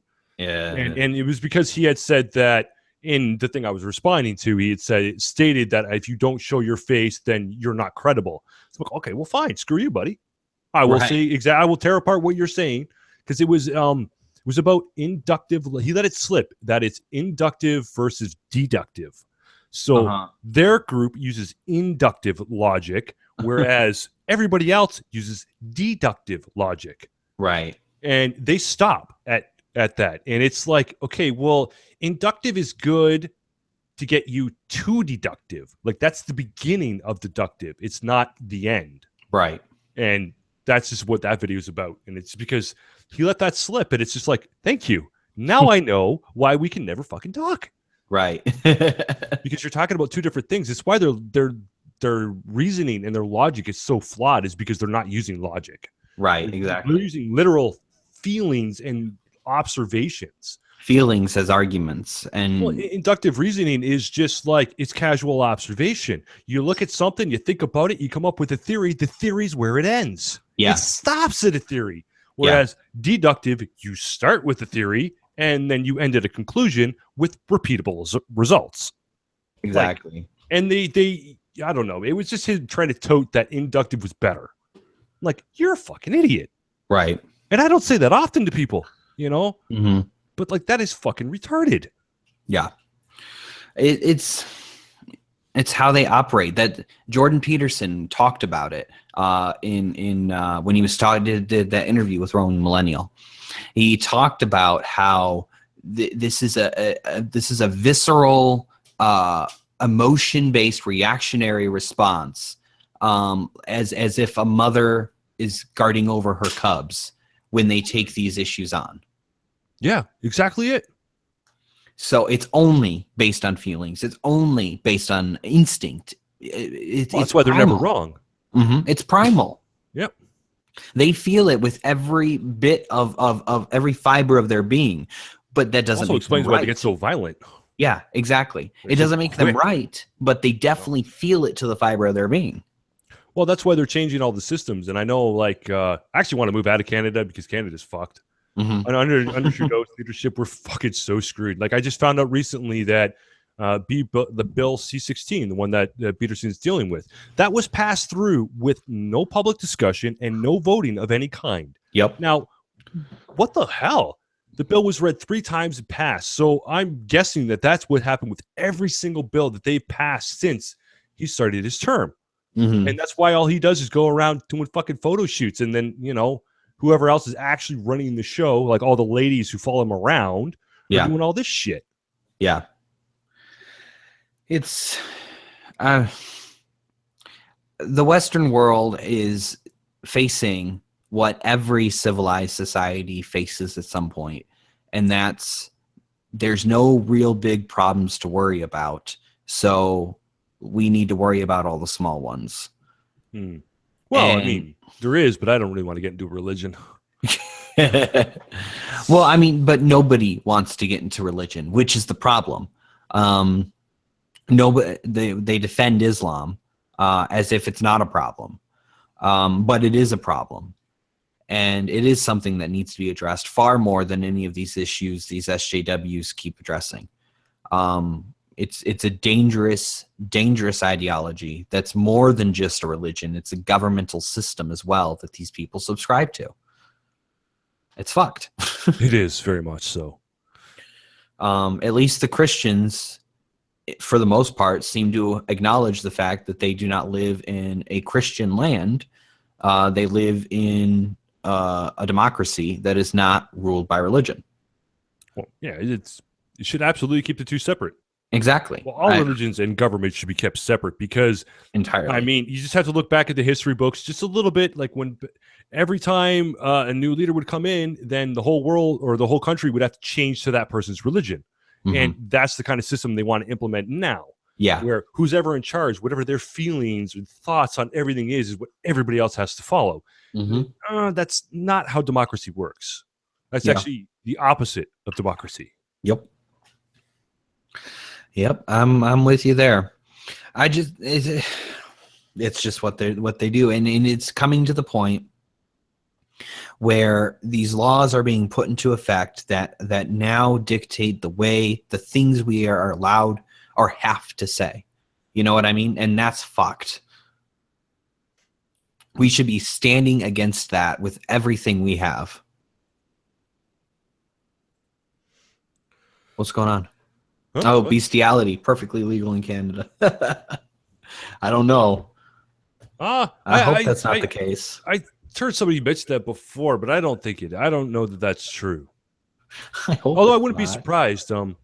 I always come back to the one talk show I remember seeing when I was like a young kid, just home from school one day watching TV, and they had a guy on there who was married to his horse, and the host looked at him and it was like, well, how do you get consent from a horse? And the guy looked at her with all seriousness, like, well, if you do something behind a horse, they don't want you to.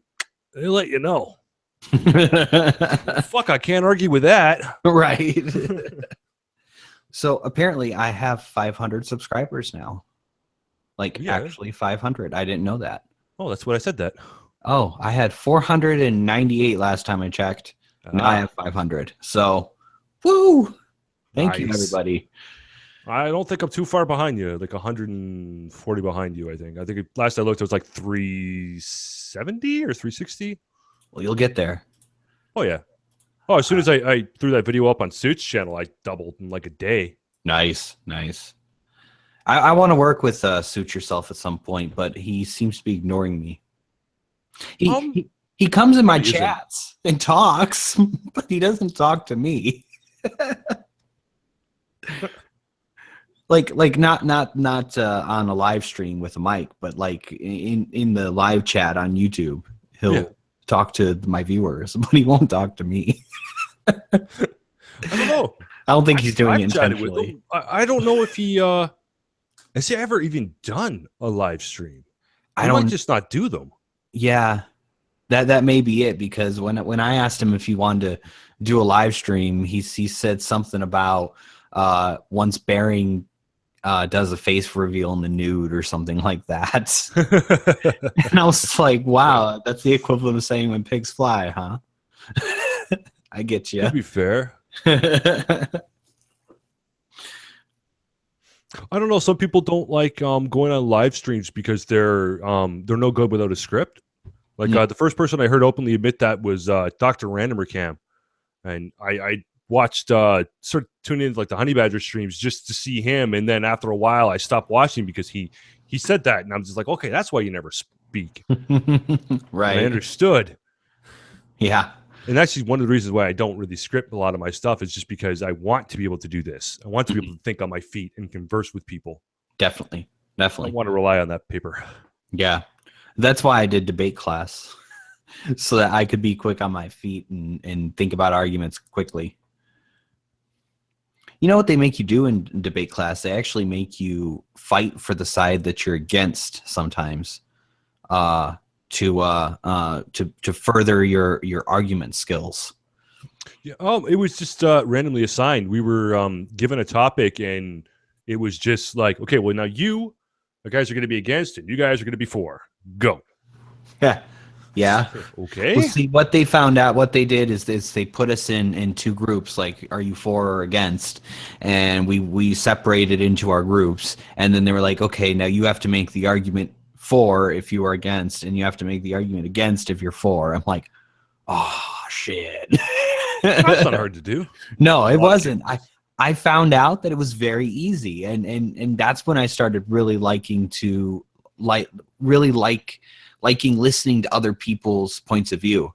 It became a thing that I was like intent on doing. If someone said something I disagreed with, I wanted to watch everything that they had about why they disagreed with me. Interesting. Yeah, sure. Why not? Yeah, it's what I do. I know it's a little weird, but that's just me. No, that's not weird at all. I mean, it's feedback. Yeah. Right? Like that's the thing I lack the most on my channel is like feedback. It's no one ever really leaves comments. And it's just like, well, why? You have to do a call to action. Okay, we're getting into like real like tricks of the trade here, but I wanna put this out here. You have to do a call to action. So if you say something in your video, hey, leave a comment down below, telling me this, people are more likely to leave a comment down below telling you that. Yeah, it's the same with like, share, and subscribe. People, exactly. It brings it to the front of their mind, and they do it. Yep, exactly. So it's just a way of saying, hey, I'm open for this discussion. I remind you there's a comment box. Leave your feedback. Yeah. I guess I don't know. I'm terrible at self-promotion. I just don't care. Yeah, I mean, I don't think of it as self-promotion. For me, I really want to see the arguments. Like I have there's a viewer, Sato790, I think his name is. He leaves these long comments, and I read them all because he really has some interesting things to say. So I that's why I like get in the comments, not because that ticker's going up, but because people are actually talking with me and sharing what they have to say. So that's why I ask for it. Talking bollocks. Yeah. subscribed or followed me on Twitter, and I laughed my ass off for like 2 minutes. Just, I just because it gives me a mental image. Yeah. And I'm just like, oh Lord. Nice. Okay, don't be like saying please be that somebody was mugged by a refugee. That's kind of mean, people. We don't want the refugees to keep proving our point. We just want them gone. Yeah. I mean, come on, let's be real. Try to be. Right. So is there anything in particular you wanted to talk about? That's an interesting question. Not really. No, actually, I think it's. I would have had to have thought of that beforehand. Kind of put me on the spot there. Yeah, no, I was just wondering, like, if there's anything on your mind immediately that you wanted to bring up. Not really. I'm just happy to be here. Yeah, appreciate the conversation. It's been a while. Yeah, It's actually been weeks since I've actually physically spoken with another human being. well, there you go. It's so sick of text. Yeah, I know that. Especially when I do most of my conversing with viewers and people I disagree with over Twitter, and you got 140 characters to make your argument. Yeah. You end up sounding like a dick at the end of it. I think that's why so many people end up just like following the other person so that they can DM them and actually say what they want to say. Right, yeah. Because, I mean, I said this in the stream before. I always end up sounding like Trump when I tweet. I don't do it intentionally, but I end up sounding like Trump because I have a lot to say, but I have 140 characters. I'm just like, oh, this is horrible. So sad. I'm like, oh, dear God, that was another Trump tweet. Oh, great. Now that's all I'm going to see every time you do a tweet like that now, right? Like, yeah. Trump tweets. You'd be like, fucking Trump. Get off of Brad's account. That's actually Russia. Right. No, Russia hacked my Twitter.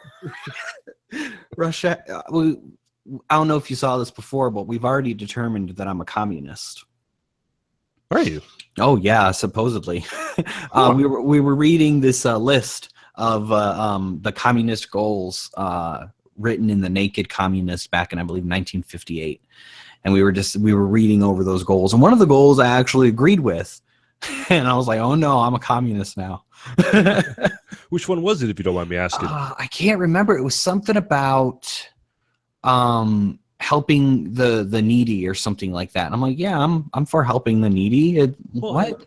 I remember when I was younger, like, I don't know, just past being a teenager, and I kind of like looked at like communism and some socialism, and it was like, there are some pretty good ideas in there, but now that I'm older, it's like, oh no, those weren't actually any good.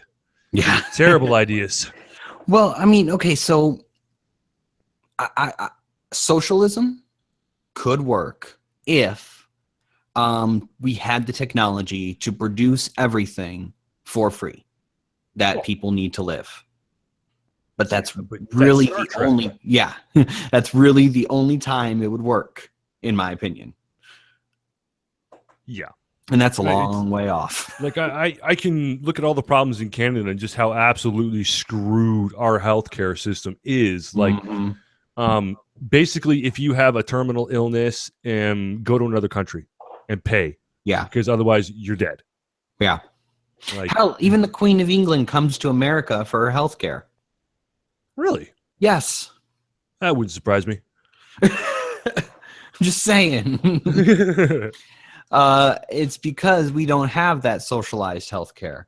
But it does lead to the hospitals being able to charge like $65,000 for a night's stay. So, yeah.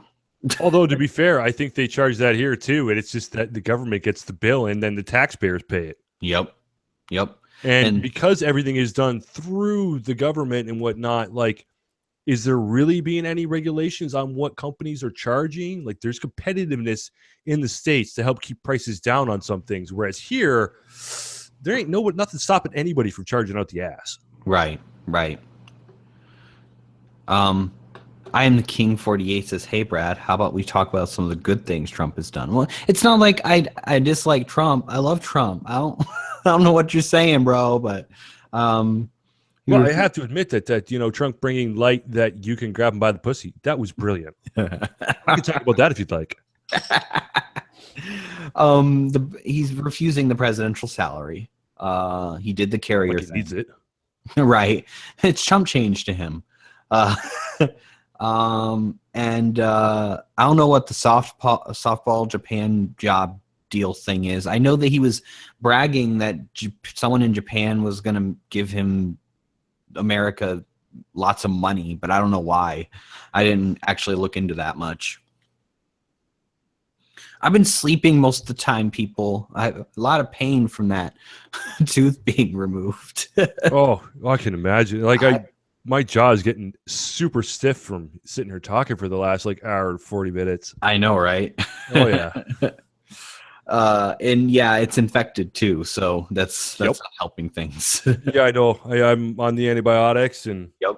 geez, I feel like I don't know, maybe a hooker who's had a long night. Yeah. There you go. So yeah, I think we talked about everything I wanted to talk about. How about you? Yeah, I think we're good. Okay, cool. Well, next I want to bring on the Rogue Thread. So it was really nice having you. Everyone subscribe. I have Egal's information in the description below. I don't have the Rogue Threads information there yet, but I have yours. Okay, so what do I do here? Just quit? Yep, just go ahead and exit out. Thank you so much for coming. All right, cheers, man. Thanks a lot for having me. All right, bye, man. Bye. All right, and that was real fun having him around. Now I'm going to DM the link to Rogue Thread so he can jump in on here. He wants to talk about psychology. Now, like I said earlier, I know enough about psychology to know that I don't know a lot, but I have read a lot of studies and stuff. I'm not entirely sure what it is he wants to talk about. But it could be fun. So let's see. All right, I DM'd you that link there. So no, the biggest thing I wanted to talk about when I said that I wanted to start the stream was I wanted to talk about this free bearing thing that's going on, and with all the strikes that he's gotten, just from overnight. It was just overnight. So I think a lot of creators would be very wise to look at the content that they have. If they're doing avatars like I have, we need to make sure that our asses are covered. Because it was a legitimate copyright claim that was made against Bering. The way it was done, I don't think was legitimate at all. I do not think that he should have been taken down overnight. I think there should have been some kind of conversation. I believe there should have been some kind of warning. I mean, I don't see why you can't approach a creator and be like, hey, you're using this. We're asking you to cease and desist, or we'll take your videos down. That would even be better than having your channel suspended overnight. So I think together as a community, we should all stand with Bering and make sure that his new channel gets just as many subscribers as his closed down one has. And we also need to make sure that we stand with other creators who are facing the same issues. This isn't just a Bering thing. This is for any creator who is going to run into these issues, because now it seems like they're cracking down. So we have to be wary of that. I'm still waiting for the Rogue Thread to join into the chat. But yeah, so we are going to be talking about psychology. Like I said, I don't know a whole hell of a lot, but what I do know is fascinating, at least to me. The brain is one of the most complex structures known to man, and it's all natural. And the reactions that it gives and all that, it's just fascinating me. So I'm really looking forward to this. I'm just waiting for him to come on. I'm killing time, just rambling on. I used to have more than two people come on to more than two people in my stream, me and someone else. But it's gotten to the point where I can't have that many people on. I had a 6-hour stream because I wanted to make sure everybody had a chance to say what they wanted to say. And I still haven't edited that to actually be able to be viewed by people because it's just too long to expect everyone to sit through. I have not heard Talking Bollocks of Jacques Fresco and the Venus Project. Do I think that Trump will be Person of the Year? Yeah. I mean, I think it's possible, but I'm not entirely sure if time would allow it. I don't know. It's a good question.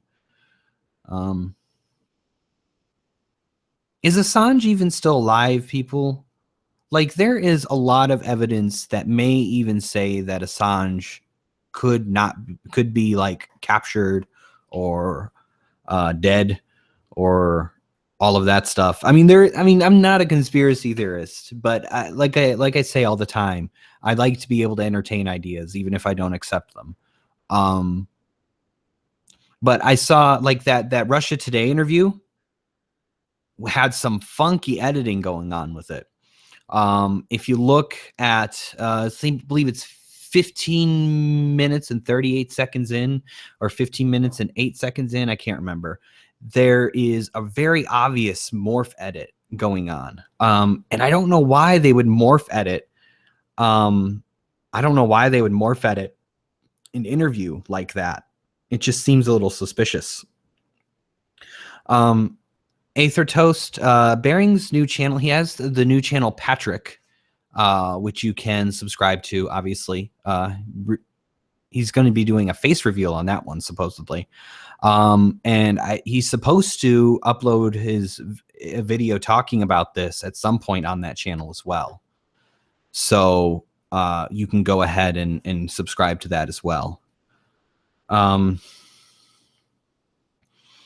I know that, yeah, WikiLeaks has sent out a bunch of weird tweets. Hey, finally got here. Hey, what's up, man? How you doing? Oh, no bad. You? Pretty good. Thanks for joining us. Oh, no problem. No problem. So actually, I just put out a video today.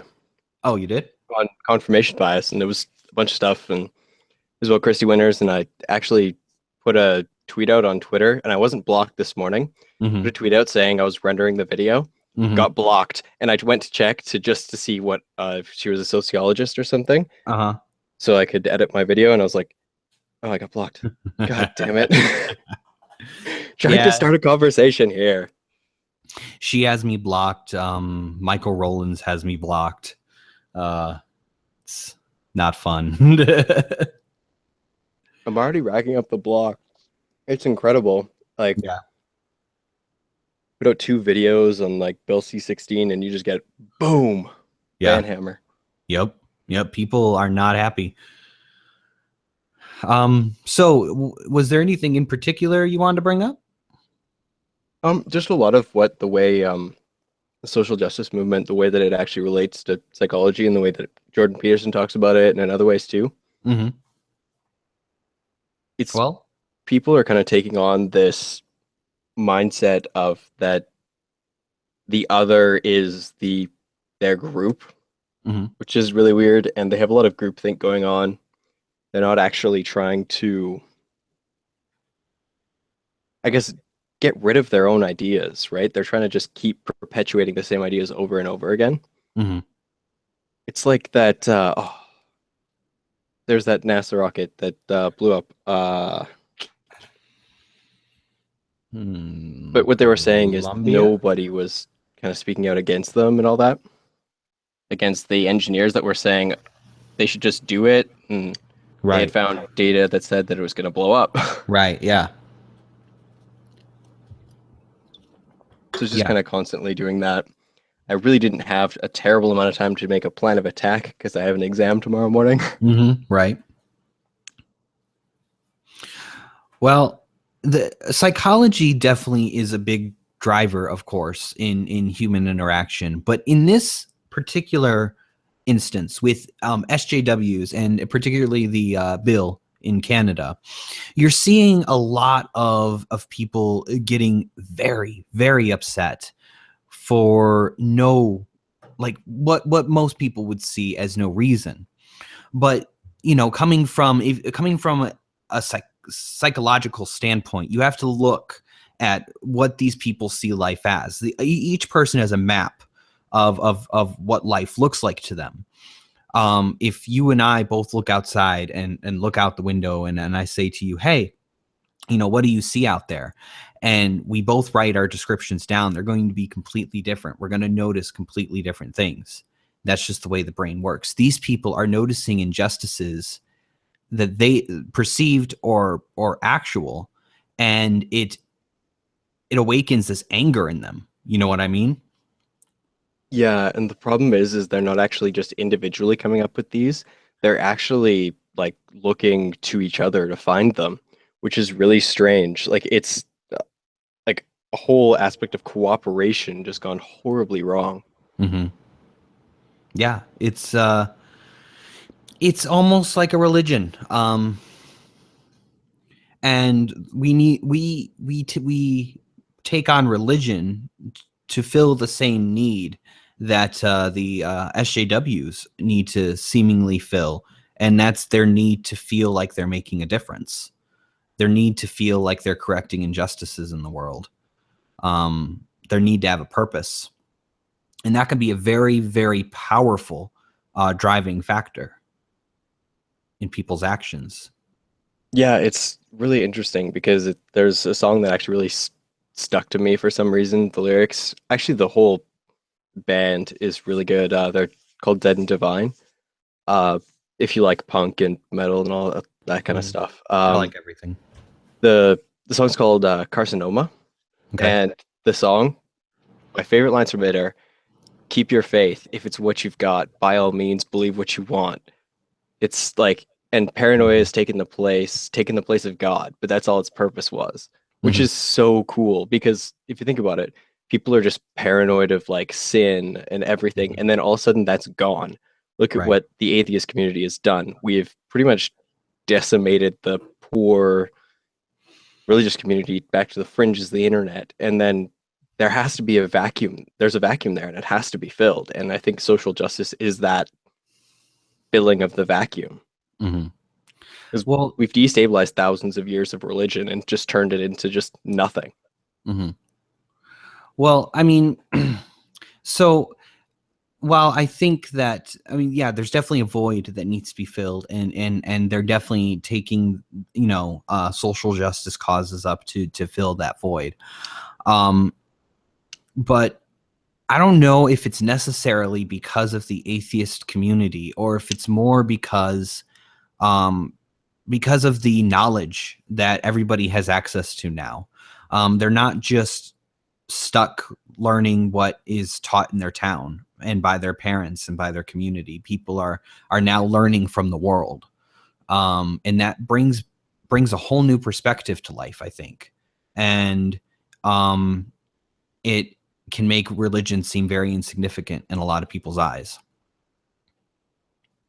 Yeah, and I guess I didn't mean to say that like the atheist community was the only thing that did that. I'm just Mhm. saying it was a pretty big influence, especially in the YouTube, I guess, spheres. If you look at all the people who started out just doing religious stuff, Right. and then they've pretty much stopped now. Mm-hmm. I mean, Armored Skeptics getting away from stuff like that, and Right. with the social justice stuff too, because it's too much. You're feeding them. You're just giving them more and more now, Mm. instead of with like the Christians where it was kind of like, yeah, people are like, yeah, like you're proving a point, and then now it's just becoming divisive instead of actually Mm-hmm. making progress. Right. It's these it be, you know, a lot of these people with their passion and their willingness to, I'd love to have them on my side. I'd love to have them take me up as a cause. I really wish they would put that energy towards something that actually means something. I wish they'd actually try and right some actual injustices in this world, like Sharia law, or any of that stuff that is actually barbaric and actually archaic. That stuff needs to be tackled, not mansplaining and manspreading and gender queered this and that. I mean, come on. Yeah, a lot of that is so much garbage, and it really comes back to like for me, it comes back to a lot of affirmative action. Like I just hate that so much. Being in like wanting to go into an industry that's already has so little women in general, when they're looking for affirmative action, they're never going to be able to fill spots, which is Right. really annoying. Mm-hmm. And when you're looking at stuff like that, it's really crazy because there's actually a theory in social psychology called equity theory, and it's where what you put into relationships, if you don't feel that it's equal, um, you actually just are really unhappy. Like even if Mm-hmm. you're putting in more than the other person, or if you're putting in less than the other person, you Right. It's all don't. about your perceived equality, not your actual equality. And so, like, if they say different governments put all sorts of stuff in there, right? So Mm-hmm. if they put a person of a different race that actually isn't qualified for the job in that position, which I've actually had, and I was doing more than he was, and I was working 12 hours a week, and he was working 40, and it really made me almost give up on the job. And I was making really good money there, and I was like, why do I want to give up on this job? It's like in the field that I'm in. Mm-hmm. Why do I hate this so much? And then I kind of figured it out, and then I was taking a social psychology course, and then it kind of came up again, and I was like, well, that's exactly how I was feeling. That's so crazy. And I Yeah. think that the social justice people and not having held a job for very long in their life, like, sorry, that's a super generalization, but a lot of these people are that way. Let's face it. I'm in a province that's just full of social justice. It's madness. Yeah. But not having held a job for long enough, you don't understand things like when somebody gets a job on privilege Mm-hmm. instead of on actual merit, Mm-hmm. how just toxic that becomes to the workplace. Mm-hmm. Yeah, definitely. And people talk, and that even that person gets treated unfairly because they took advantage of an option that was given to them. It's not Or it fair. may even be unwittingly too. They could have just Yeah. applied because it was a job. Exactly. Yeah, that's what I'm saying. It's you know, I don't think that there are a lot of people out there that are out there seeking things because they're this or that. I mean, it happens. I've seen it happen. Well, we're going after our reparations and this, that, and the other. But yeah, I think in a lot of ways it's unwitting, but it's not unwitting by the company. And they have to do it because of the law. The law tells them that they have to, which is fucked. Well, it's the social pressure too. You become this giant bigoted like person if you don't do exactly what they say. And they have social justice has so much perceived power in the media right now. It's Mm-hmm. not actual power. It's just perceived power, Mm-hmm. which is so crazy. Right. I don't even understand why. Well, I mean, actually, no, they do have real power here in Alberta. Like the Mm-hmm. NDP actually made a specific like department for the status of women, and I'm like, what? We didn't need that. Like women were fine here until you decided to make them more. If they didn't have power, I wouldn't be making videos about it. I wouldn't give a shit. But the problem is they do have power, and they're changing things for the worse. And we saw what the backlash of that was from the other side, because Trump's the president-elect now. We've seen how the public reacts when you force something on them, and it's not the way you want them to react. Oh, yeah, it's terrible. And then they start saying, well, you're horrible people for thinking that way, and it just creates this horrible like cycle. Vicious circle. Sinatra says, talk about free will. Free will is such a fascinating topic. Oh, I don't believe no. in free will. I don't know what to think. It's like the philosophy behind that is so messed up. I And think psychologically there's no such thing as free will. We're all victim of our triggers and patterns. That's just my personal opinion after reading the studies that I've read and the things about psychology. But if you, I mean, you can pretty much, if you learn somebody, you can cause them to do whatever you want them to do and make them think it's your idea or their idea.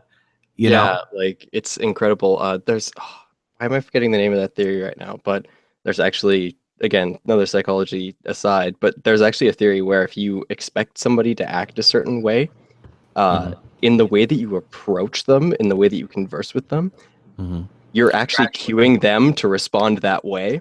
Yep. And then it just affirms you. It's like super confirmation bias, but like it's self-fulfilling prophecy and confirmation bias tied into one. And I'm like, this is crazy. How do you have that control over people without even knowing it?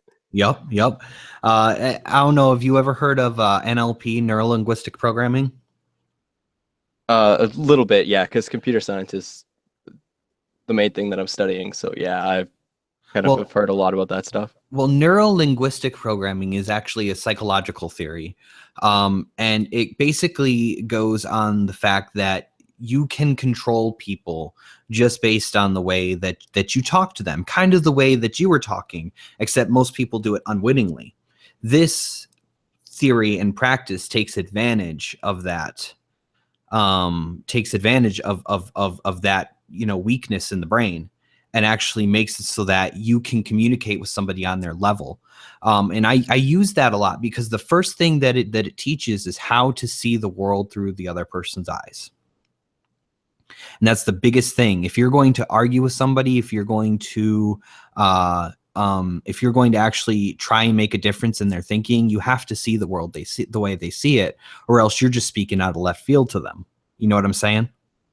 Oh, absolutely. Yeah, I know, because I've been like, because all my option courses that I'm taking are all very artsy. So I'm running into these feminist types quite a bit in school, and I definitely wrote a more than scathing poem for my creative writing class, and ended up having a feminist in my group, and she just kind of was giving me the death glare for the workshop day. And then I was like, okay, like I realized that you may not agree with what this is about, but it was about just people not talking to each other on like an even level. Like it Right. was about people cutting off conversation. And then all of a sudden it was just went from like, I hate you so much to, oh, you're actually making a really good point. Like, oh, like I'm totally okay with this, which is like, I was ready for just the sky to crack. Yeah. But yeah, so when it comes to free will, especially when it comes to things like this, SJW issues in particular, they don't have free will. They are literally a victim of a pattern that they didn't come up with, like you pointed out earlier, but that has been pressed upon them by their peers, and everybody else who seems to, it's basically like, if you have a heart, well, you'll believe what we believe, right? Because, you think everybody's cool, right? Yeah, and oh, this is kind of what pushed me, like a whole free will kind of topic, really pushed me into reading Leviathan by Thomas Hobbes. It's a really interesting book. Like it's old, it's in Old English, so it's it's a doozy to read, but it's incredible. He talks about like how the world is just all like mechanical, and he's I forget what the word is, but he basically deals with like physical materials. He's a philosopher that deals with physical materials, and Uh-huh. he's saying what Leviathan is all about is it's about the most powerful thing is the top, is the ruler of everything. Mhm. And basically the whole idea of the book is if there is a god, he is the Leviathan. Right. But then there's like the kings that are also the Leviathan, because it's not that they're appointed by God, they've just fought their way above everybody else. Right. But he twisted it in a way that it sounded like religious, so he didn't get absolutely burned as a witch. But the amount of times I was looking at that book during, last year during the Canadian election, which was, god awful. There was 2 to 3 people.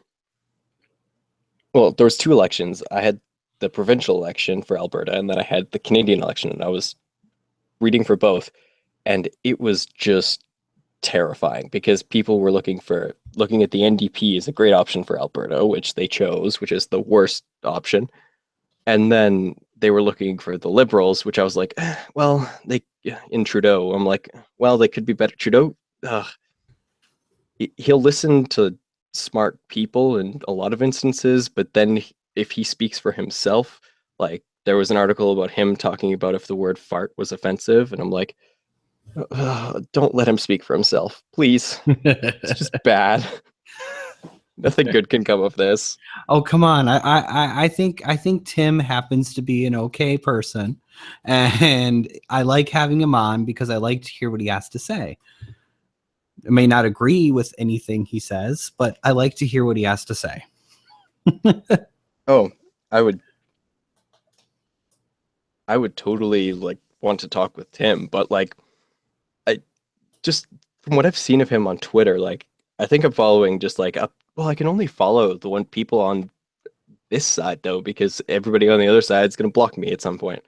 So one thing is following everybody on this side, you get to see like Tim's freakouts, and you're like, what is this man? Like, I don't understand where he's coming from at all. Well, he's coming from a place of compassion, just like everyone is coming from a place of compassion. That doesn't mean that that they're right, but it does mean that they feel that that what they're doing is the right thing to do. Nobody ever thinks they're the bad guy. You know, No, you know what I you mean? can't think of people as the bad guy. Like, No. if you start thinking of people as the bad guy, you automatically have lost. Yeah. Yeah, that's definitely it. No, I really like having him on. I like talking to him, and I like hearing what he has to say. He has way different opinions than anybody else that I bring on this channel. So it's good. It's good having people on here who disagree with me. Oh, he's in the chat. He's saying freakouts. No, I'm talking about the no, it's about the bearing thing. I don't know. You're a bit smug about that. That's all I feel about it. I read it and I was like, yeah, I can understand how you feel that way, but Yeah. it's All right. it's classier to feel it on the inside. But that's it. I'm done. Well, we won't let him. Like he says, I don't want him to feel like he's derailed the conversation. So we'll continue on with what we were talking about. But I do want to talk to him on the stream as soon as he has a chance. So free will, and what we were talking about free will, and we were talking about with these people, the SJWs in particular, they really, really, really feel like they are obligated to do what they're doing. They don't feel like this is anything extracurricular. They feel like this is their duty. And so that's why I really feel like talking to them is going to be the best way.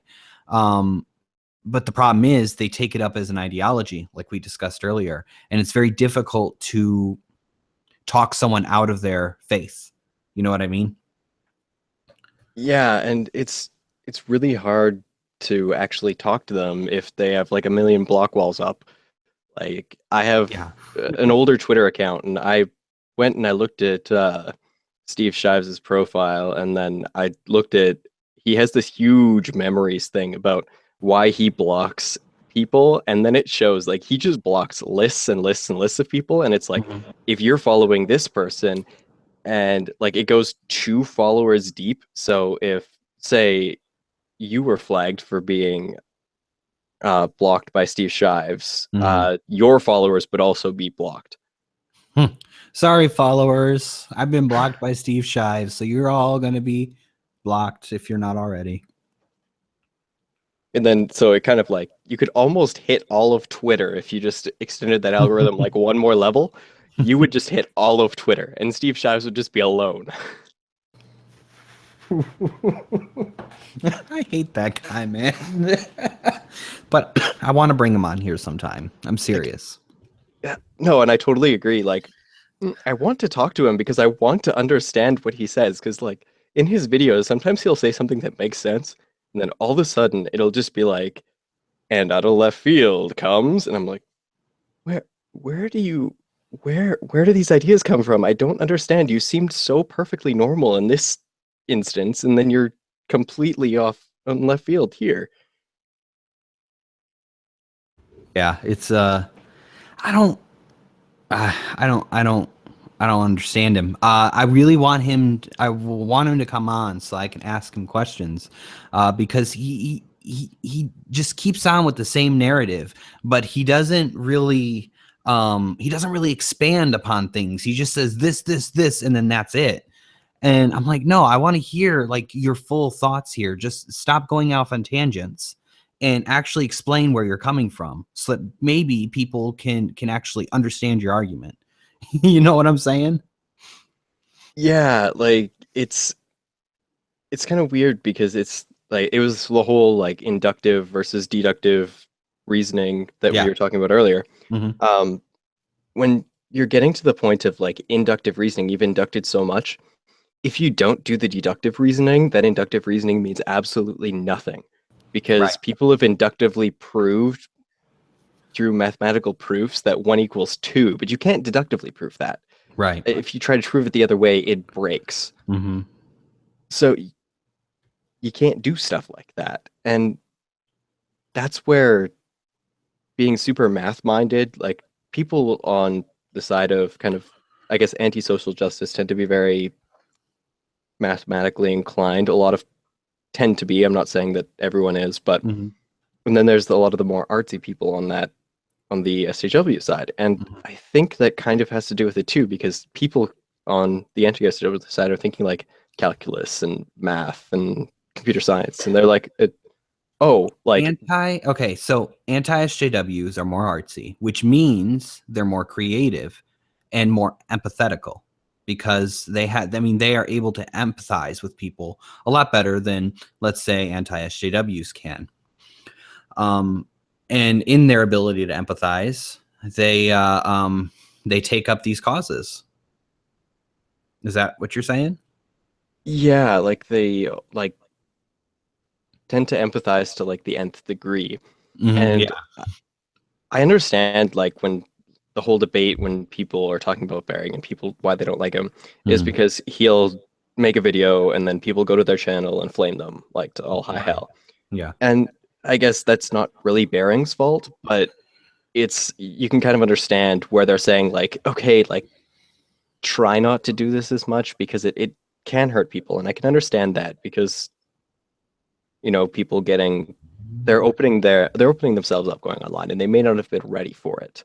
Mm-hmm. And especially when you look at all these YouTubers who are like 16, 17, like look at Marina Shut Up. Like, okay, she's a great exception. She's very, open to conversation and stuff like that. But look, if Bering would have responded to someone like her who wasn't very open to conversation, he would have Mm-hmm. just shut them down entirely. Yeah. Yeah, I mean, they believe they are in the moral right, and anybody who disagrees is in the moral wrong. So why waste your time with people who are in the moral wrong? Yeah. That's basically where they're coming from. That, at least that's the way I see it. Like I said, I try and put myself in other people's shoes when I try and argue against them, and that's the way I see it. Is they see themselves on this moral high ground. So why interact with the people who are just never going to listen to you? You know what I'm saying? Yeah, and like social justice seems to come from this like almost like Kantian point of view for like ethics, where they're like, oh, the greater good, like everybody's like the good of the people. Mm-hmm. But then they fight for all these minorities, and they say like the minorities should get advantages, which is the exact opposite of like Kantian ethics. Right. Is like, I think my favorite saying that I came up with, well, it was a friend and I came up with in university. Like we were reading Kant, and we were just like, I can't get my head wrapped around this. I don't like this guy. And then we turned to each other and just went, you know what? Kant is a cunt. And we're like, yeah, that's right.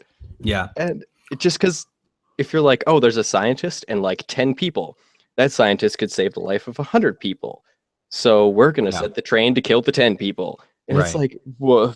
In your mind, you're going, but you just killed 10 people who could have done something to make another doctor, and then it goes down. Like if you just try and use that, you go down too many levels and it just hurts. Yeah.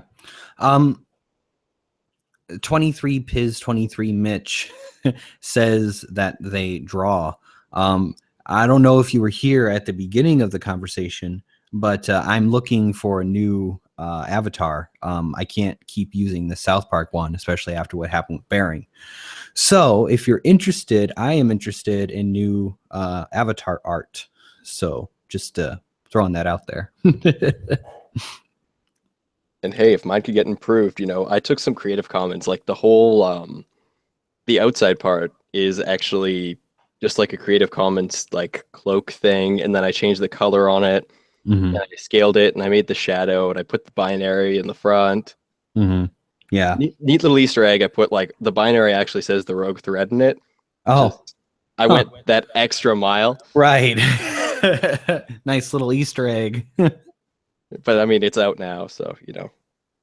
Oh, is Chrisiosity actually going to change hers too? Oh man, Tim, I gotta get you on here after I'm done with the rogue thread here. I want to get you on in this stream. Ooh, yes, please do. That's a very good thing. No, like I don't want anybody else shut down. Like No, not at all. I don't know. I saw a little string, and it might have been out of context, but I saw a couple other people on Twitter, including you, in a conversation talking about that stuff, and then I just went, hold on, guys, like we don't want that. We don't want people chasing after each other. This is bad. No. Don't go chasing after Chrisiosity or anybody else who you know has copyrighted content. That's not the kind of game we want, guys. We want everybody to be able to say what they want to say. We do not want to shut anyone down. And I mean, there's two reasons for that, right? Like, not only is it just a thing that we need for conversation, but it's a thing that we need to create our content, both sides, really, because the social justice wants us to make videos so that they can go, hey, look at these stupid people, and we want them to make videos to say, hey, look at those stupid people. So it's really fun. And yeah, I think honestly, sometimes, like, out of the videos that I've made, the second video that I made on the Bill 16 C16 was a bit, because all that Mary Bryson did was make ad hominem attacks. So I just decided, we'll just make a parody of her and just ad hominem her back and have some fun. right. And then somebody just commented and was like, come on, man. Like, are you just taking it? I'm like, well, yeah, I guess. Like, you have a point. I'm going down to that level, but I'm doing it for fun. Right. Well, it was really fun chatting with you. I want to have you on again sometime. So make sure you DM me when you're available next week. Oh, absolutely. Will do. And we'll carry on this conversation, and maybe we'll come up with some things that we can talk about and stay on topic a little bit. Oh, absolutely. All right, man. Well, thanks for joining us. I'm going to try and get Tim in here. All right.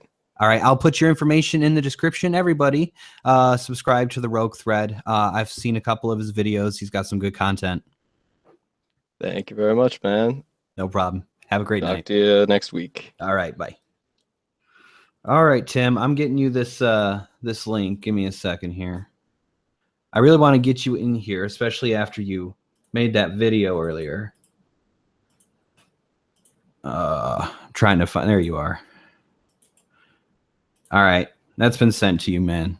I want to get you in here. So yeah, what we were talking about with the Rogue Thread, and we have a group of people who just empathize so much with the minorities that they are they've got this intense hatred for anybody who disagrees with that, especially the ones who follow social justice like some kind of ideology. They really take up these issues, and they really, really want to make sure that everybody agrees with them. And if they don't, then they're bad people, because they disagree with basically what they see as the only moral right. And that's the kind of thinking we need to stay away from. There's no such thing as the only moral right. We have the ability to decide what's morally right. We have the ability to make sure that everybody is at least has the potential to be happy. And I think we've done that when it comes to matters of race, when it comes to matters of gender. I think we really have made a world in the West where people can exist and coexist peacefully. Yeah, there are going to be assholes out there. There are going to be the guys that, you know, are just never going to follow the line. But that's them. You don't have to make laws just because of these one-off people who are going to be dicks. That's just the way it happens. So we're waiting on Tim. I guess he's just setting up his mic right now. I'll be right back. Just a sec.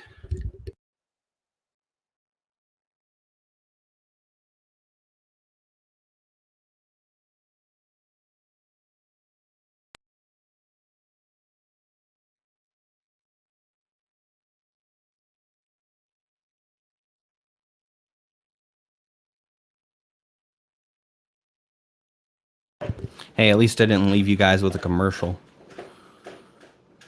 That would have been real shitty of me. Come on, Tim, say something.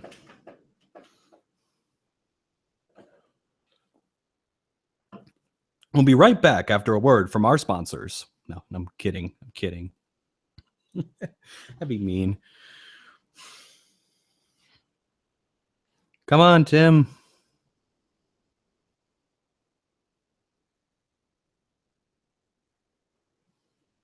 I didn't think I'd have so many guests tonight. It's going to be fun to edit later. Maybe I'll make 3 separate videos. One for Egal, the bear. One for Matreaux. Matreaux? Egal Matreaux. And one for the rogue thread, and another one for Tim, because I really want to. Hello? I heard a but then nothing.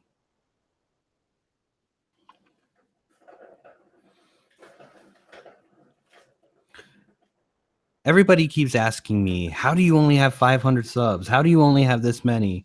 I keep telling everybody, you have to start somewhere. you have to start somewhere. Hey, Tim, I heard you. Oh, sweet. I can hear you. Yes, thank you for joining us. How you doing tonight, man? Cool. Yeah, not too bad. How about yourself? Yeah, I'm doing pretty good. So I saw your video where you were defending your comments. So what was with the tangent, bro? What's going on? Tangent? What do you mean? I mean, that's what it was. It was, you just went on and on about how Bering deserves what he got. Well, I think people didn't understand my original tweet.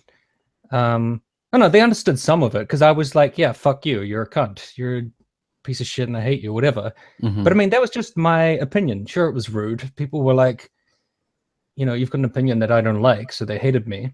But at the same time, I was not involved in any flagging. I have no interest in any kind of flagging, and I don't think people should flag each other. And Bering was not a victim of a false flag. It was like an actual real thing. Oh, but come on, the circumstances were suspicious, though, Tim. I mean, right? Well, somebody obviously has reported this or told the actual company about it. So now they're on the warpath trying to, you know, make sure that he doesn't use it or whatever. And how can you compare that behavior, someone actively seeking to shut down his channel, with Bering not doing anything? Like, he doesn't tell people to go dogpile people. I know, but I mean, I've pointed this out numerous times. My argument was never that he's specifically sending people directly, and I don't even know how that makes a really big difference, to be honest, because if people are continually in a very uniform fashion going to other channels and harassing the fuck out of them in your name, how would you, I mean, if you're a decent human being, how could you not have an issue with that? But they always say, no, it's just criticism. Like when hundreds of people go to these tiny channels and heaps of people just saying like, you faggot, fuck you, die, you piece of shit, kill yourself. I see no outrage about that kind of behavior, and they say that's just the nature of criticism and that's how it works. But I don't see that kind of uniform behavior with other channels except perhaps Undoomed, I think. The kind of thing happens with that channel. But that's like just the function and the side effect of his channel. And Bering himself has explicitly admitted that he can influence his followers. I never said that he like controls them one-to-one. So like that's a total fucking straw man that I never argued in the first place.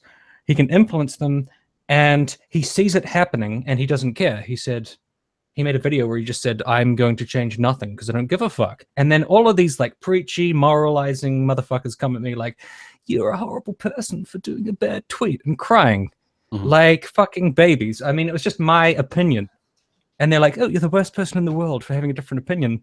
But all of this behavior is occurring in the name of Bering's channel, and it's very directly related to Bering's channel, and they don't care about that. So they have no leg to stand on calling me a bad person, because it's like pick and choosing what you are kind of like outraged about, you know? I understand. My comment was not nice. It was mean. But well, I mean, these people have never said anything about the rest of the comments. They say you just got to grow up, stop being such a fucking baby. When I'm not going to be the one that tells you that a mean comment is bad. I mean, I make mean comments all the time. But do you really think that let's say I gain a huge following, and then all of a sudden they all start dogpiling any channel I make a video about? You know me, I wouldn't want them to do that, and I'd probably say, hey, why are you doing that? Would you have a problem with me if that happened? Oh no, I mean, it would depend entirely on your behavior. Like, he explicitly said he doesn't give a shit. He was like, he had acknowledged, I can see all the stuff happening on my channel. What am I going to change? And he said nothing. And I have no fucking respect for that, because I would definitely make a video, or I'd definitely say, you know, I'm seeing some shit that's going on in the name of my channel. This is not acceptable to me, you know, and I don't want any of you subscribe to me. If you do that, I'm not fucking interested and having you as my fans. But I feel like he doesn't have the integrity to do that. You know, he's not willing to take a stand and say, you know, he puts up his stupid disclaimers and shit, but he doesn't really work against it. So I don't respect that at all. I think it's kind of cowardly, to be honest. I mean, so you're putting up this argument that he says that he doesn't give a shit, but he's outright said that he doesn't have control over what his viewers do. He has no. But he also said that he can influence them. Like, he admitted that. He said he could. And I never said, I don't, like, it's really weird. The arguments always morph and change into things that I never meant and I never stated. I'm not trying to change any of your arguments. Yeah. I'm just trying to ask you from different points where you see this. I'm not saying that these are things that you've said. I'm just trying to understand where you're coming from, because here's the thing. He's never contributed to the shutdown of a channel, but his channel got shut down. So there's a big difference there. Right. But I feel like that's a bit of an empathy gap. You know, if somebody chooses to shut down their channel because they've been harassed or attacked into oblivion, and I know people are going to pass those words in different ways, like that's not attacking, that's not harassment, that's whatever. You know, people are always going to make some kind of excuse for the way people massively dogpile channels. Like, some people just think it doesn't matter, and I think, okay, fine, if you think it doesn't matter, that kind of shows your values. Like, there's certain things that you don't actually think are significant, and I think they are. But if that person shuts down their channel based on that, like, the people I'm arguing against will always say that was just a choice. That was like a free choice. And I think words do have consequences on people. You don't know, like, how these people are responding to these kind of comments. You don't know about their history. You don't know about their lives. You don't know how it's affecting them. So it's very easy for you to say, oh, they chose to do that, you know? And then other people saying they should just shut down their comment section. Like, how is that ideal, having a shut down comment section? Then everybody says you shut down your comment section because you're a coward. You know, it's impossible to fucking win. It's just words from strangers, Tim. I mean, what does it matter? Well, have you ever experienced it? Yeah, I've experienced dogpiling. From who?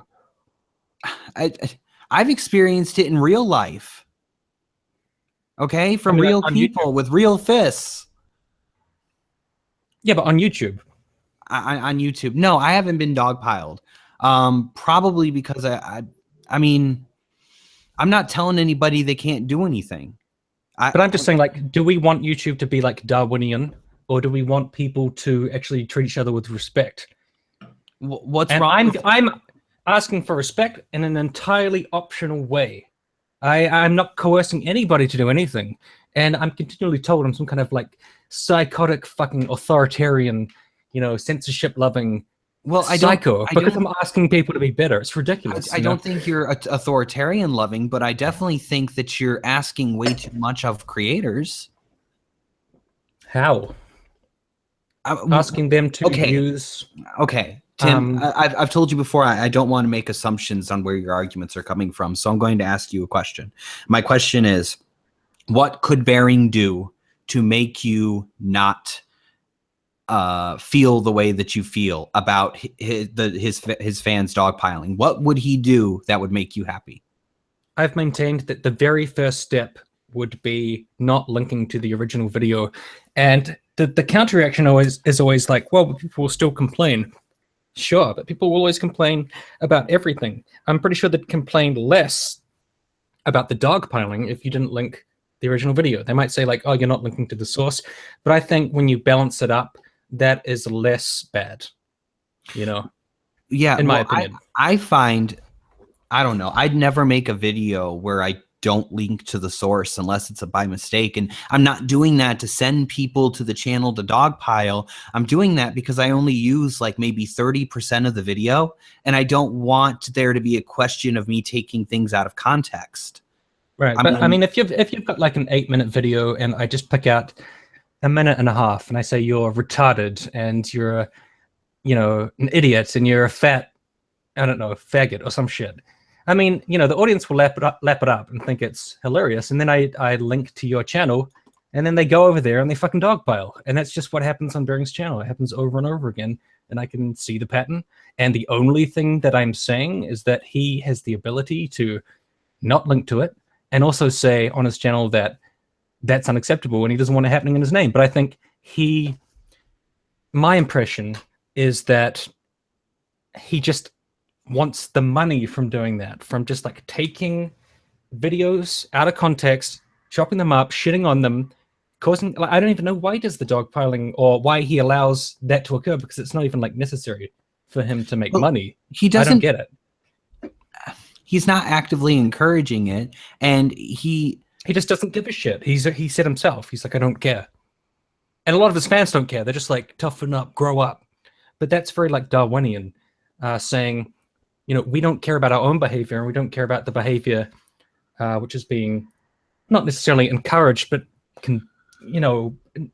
not valued. Like, he doesn't care about any of that. But it's like I said earlier, it's just words. I know, but like, we don't have a universal human experience. Not everybody experiences things in the same way.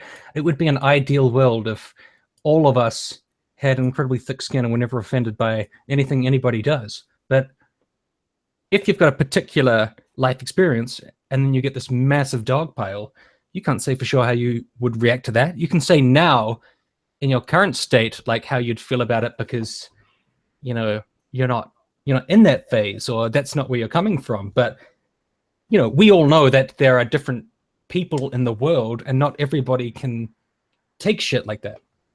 You know? Then they should. And what I'm asking you is, but I'm asking you, is it good, or should it be condoned, or is it something that's okay that kind of like systematic bullying against these channels happens, or would you have an issue with it? I'm not the sole arbiter of what's okay, but what I can say is that these people are going to do what they're going to do, whether or not Bering says anything. Yeah, he makes it a little bit easier by putting that original video link in there. But that's just his responsibility as a creator using someone else's content, that he refer back to them so that they can have a view, maybe, so that they can look at it. The downvotes don't affect anything. They're still getting thousands and thousands of views, and if they're monetized, they're making money off of this dogpiling. But I don't know. I just think that it discourages content creators, because I mean, I know when I started YouTube, I was a lot more sensitive than I was now, and a lot of these channels are quite new. They don't really have experience with this kind of thing. And you know, someone that I was talking to before about Undoomed was like, you're like, la-di-da, I'm a feminist content creator, I'm going to make a naive video about the gender pay gap. And you make it, and then Undoomed responds to you, and you just have like the fucking hounds of hell descend upon your channel, and it just becomes Armageddon. And you're some fucking like naive noob on YouTube. You don't know what the fuck's going on. I mean, it's kind of unrealistic to expect them to have the kind of thick skin that I feel like I've developed, or that perhaps you have developed as well. I mean, maybe at some point they need a trial by fire, but I mean, I don't think it's life. right, to be honest, you know? But that's life. I mean, we can't go baby-proofing everything, Tim. We can at least provide some kind of scaffold. I'm sorry, I'm studying teaching. Scaffolding is the big thing in teaching. You know, you provide a boundary in which you can deal with things in order to go to the next level. And I feel like when these content creators are starting up their channel, they're just trying to express themselves, and they are a bit naive, that like the fucking minions of hell descend upon them and start trying to destroy them in every way they possibly can. Like just over the last day, I mean, I don't really care because I've put up with it a lot, so I don't give a shit. People try so hard to get under your skin. They're like, you're a fucking virgin, or, you know, you're going to die alone, you're an unhappy person. And they do all of this like psychological shit. I mean, I can deal with it, but I feel like for these new content creators, it's a very stressful thing to deal with. And Undoomed and Bearing, etc., are perfectly fine with doing it, and that's the thing that I have an issue with. There used to be a time where people got on stage, and if they had an act that people didn't like, people threw tomatoes at them. I mean, this is the same basic thing. This is just the weak being thinned out. Now, it may not be the nicest thing, and maybe Bearing should. Maybe if it's his choice, he should say, hey, like he does in his disclaimers, but maybe once verbally in a video, hey, maybe don't go dogpile these people. But that's not really his responsibility. The only thing he said was, I don't like bullying. Bullying is wrong. Don't do bullying. And that was it. It's like, it's true. Useless. Like he doesn't. So what more he doesn't give a fuck at all. What more does he need to do? Does he need to sit there and sound passionate about it for you to believe it? I would say that he should, because this is all suggestions. I'm not this, you know, authoritarian. Well, I know, whatever. but I'm trying to get what you want. Like, what would make Tim happy? I'm not saying what makes everyone happy. I'm asking what would make you happy. I'm only asking him to have integrity and just say, if you click on the video and you go over there and you say kill yourself, faggot, and you do all of these things, that's unacceptable to me, and I'm not interested in your patronage. But I feel like he wouldn't want to take the monetary hit, or he wouldn't want to take the fallout from that, so I'm just questioning his integrity. That's all. I'm questioning his integrity. That's the main thing. I don't know. I and really it's opinion, because I am very socially libertarian.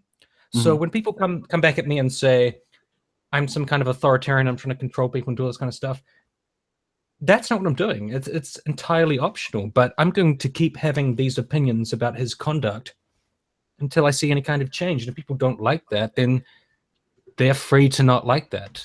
You know, so a lot of people have been saying to me recently, Tim, I thought you were a good person. You're a terrible person. You're a bad guy. And to that, I can only say, that's your opinion, and that's fine. That's like freedom of speech. Well, I don't think one video makes you a bad guy, but I do think you're coming from the wrong place with this. I'm not interested in just taking the same opinion as a whole bunch of other people because it's the popular one to take. You Well, know, I'm not accusing you of that. What I am saying though is that you can't expect a content creator to be responsible for the actions of their viewers. I say some mean things in videos. well, I think to an extent you can, but the key word or key phrase is to an extent, not 100%. Absolutely not. Of course not. I mean, like, for example, okay, say a Bering fan went out tomorrow and murdered someone. Mhm. I would not blame Bering because I've never seen any indication that he wants anybody murdered. And it would just be kind of incidental that that particular person was that unstable. Have you seen when any I see- indication that he wants to stop making money? Because that's what would happen if his fans, the ones that you're talking about, got their way and got all of the channels shut down that Bering's against. He wouldn't be able to make any money. So are you saying that he's against making money? Oh, no. I mean, he'll always find something to cover. He'll always find some content. I mean, he positively stalks a lot of the people that I know. For example, Ranting Feminist. He was hanging out in a stream and he only said one thing, which was, "You're not going to like me soon." And then he left the stream. And she was like, "What was that about?" And then, you know, a day later, he releases a video about her. So he seems to be like kind of monitoring feminist content in order to cover it. I guess if all feminist content was gone tomorrow, he wouldn't have anything to cover. But I'm sure as long as like feminism is a popular thing, it's going to keep popping up. I mean, I go to your streams with you know, Fisty Splinters and Christy Winters and Christy Splinters. Oh, wait, they're two people. Don't worry. Christy Splinters. I listen to that. I'm looking for things to disagree with. That doesn't mean that I want to see you guys silenced. Well, You know? I'm just saying he's always going to find material. Like, he'll always find something to cover. I don't think he's in danger of running out of feminists because of the dogpiling.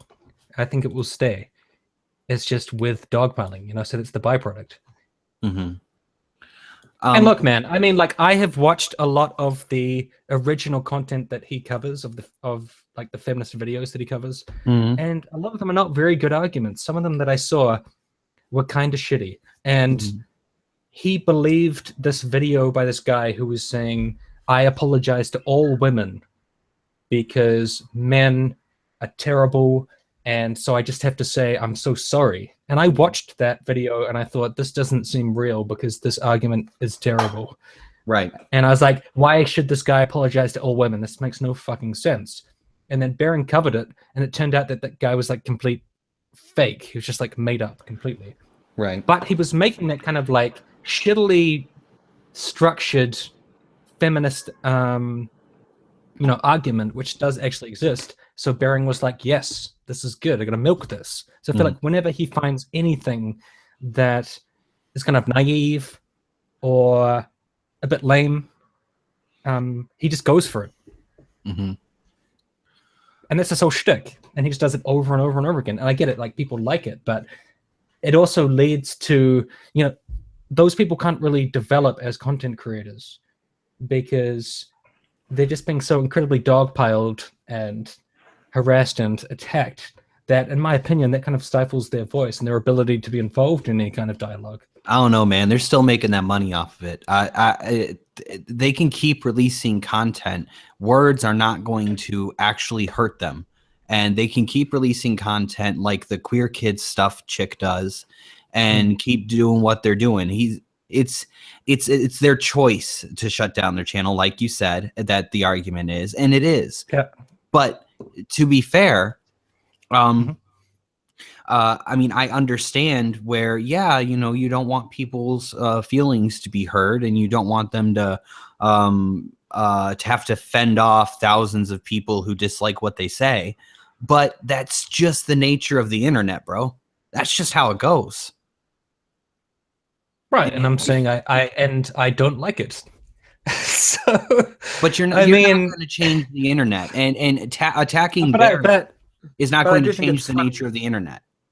But it's funny because, you know, if I say I don't like it, that means that I'm some kind of ridiculous social justice person. But people on the anti-social justice side complain about shit constantly, like all the time, constantly complaining.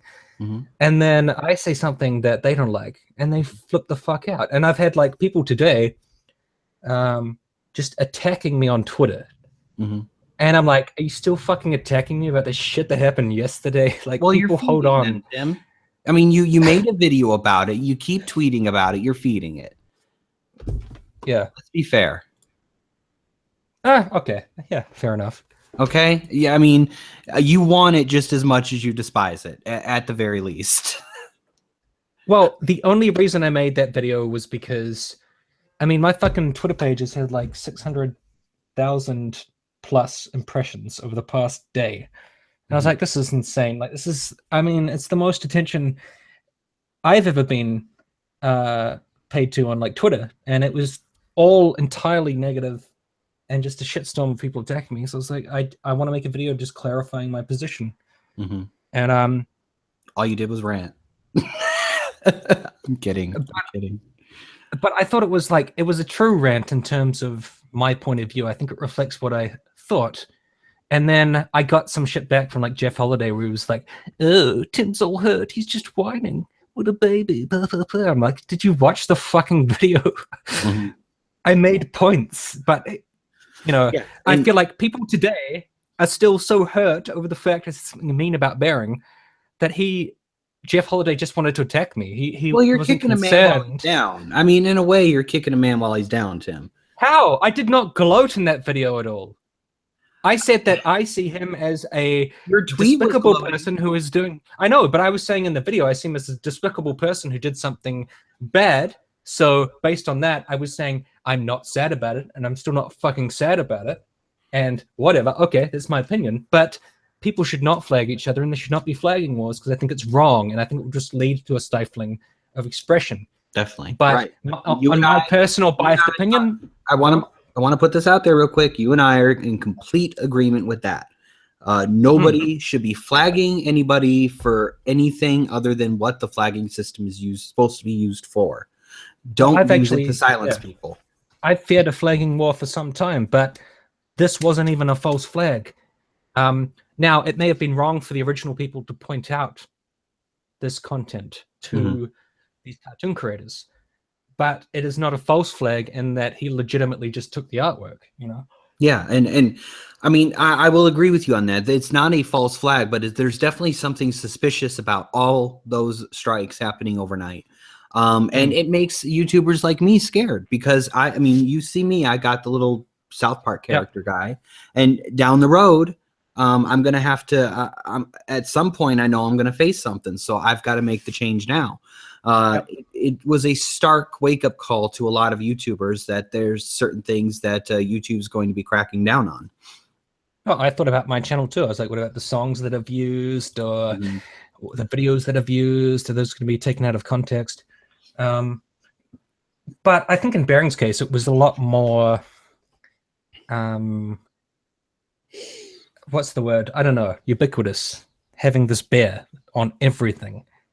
You know, he's basically just taken this mascot and turned it into a kind of personality that the original creators of that character probably don't agree with or might not like or don't want to see happen with. And based on that, I think that probably breaks all kinds of copyright. You know, if I just took Popeye and turned him into a new person on my channel, like, hello, I'm social justice Popeye. You'd be like, wait, what? What are you doing to Popeye? Right. He's supposed to be like the sailor who likes spinach. He's not like a social justice warrior. You know? Yeah. People would take issue with that. So I feel like that was the main problem with the Bering thing. Yeah.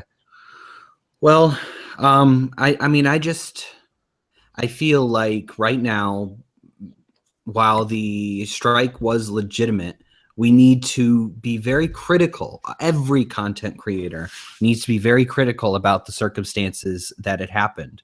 And continuing on the drama of, oh, Bering's fans are dogpiling, Bering's fans this, instead of continuing on that drama, we as creators should be talking about what's happening with YouTube. Right. That's what should, that's the conversation that should be happening right now. But I mean, that's why people were wondering what I was gloating about. And that's what I was gloating about. I wasn't gloating about,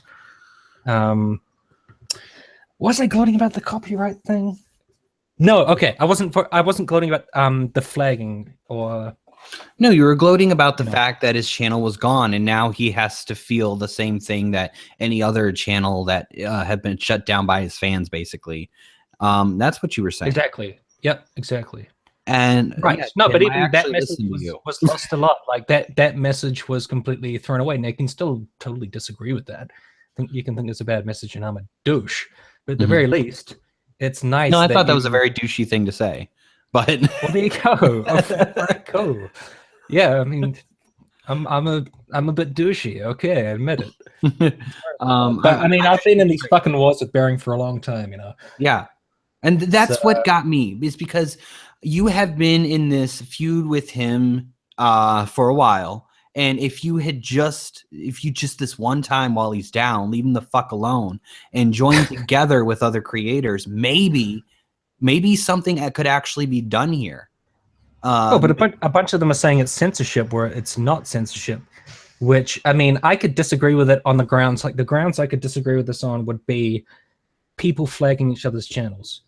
I could get behind that. I could get behind saying, hey, don't flag each other. But this whole, like, hand-wringing about censorship, I mean, it's not accurate, so it'd be difficult for me to get behind it. But well, I didn't say it was censorship, but well, no, other people have, you know. But what I will say is that it is definitely suspicious that all those strikes hit at once. Something obviously tipped off this company and made this company attack him vigorously. I mean, I wouldn't say attack, but I mean, flag him vigorously. Right. There was an intent behind it, and it happened to Edgy Sphinx as well, and another content creator. So it's not just Bering. Right. And so you as a content creator, I would think would be concerned about this as well, and would actually maybe show some support for another content creator. But I guess that was too much to ask, huh? Well, it was. Yes, because of everything that we've talked about in terms of the context of, at least from my perspective, how I've seen him.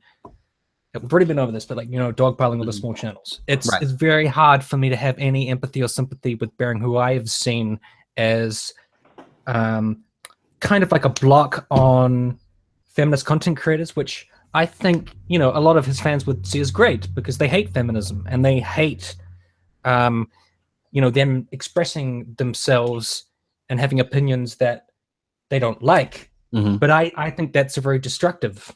And I think that content creators should do everything that they can to allow the free expression of ideas, especially in the name of their own channel. So that was the issue that I had with that. So that just means that there is a kind of empathy gap with me and Bering. And maybe I shouldn't have it. Maybe I should say, that's horrible. But I have that wider context. So it makes it very difficult for me to empathize with him specifically. If this happened to, you know, somebody else who I don't have the same impression of, I'm sure I'd have a different opinion. Right. You know, I mean, it's the only other person I can think of where I'd feel the same would be Undoomed at this current point in time. You know, Undoomed or something like that. I'd still be like, okay. What's your grievance with Undoomed? That he does the exact same thing as Bering. Oh, come on. Undoomed spends a lot of time making actual arguments. Jesus. Whoa. Cats fighting. It's not about, like, you know, I said in my video as well, it's not about the arguments, it's about the Hold on. behavior. Whoa. Take it easy. Bigger cat picking on the littler one. Ah.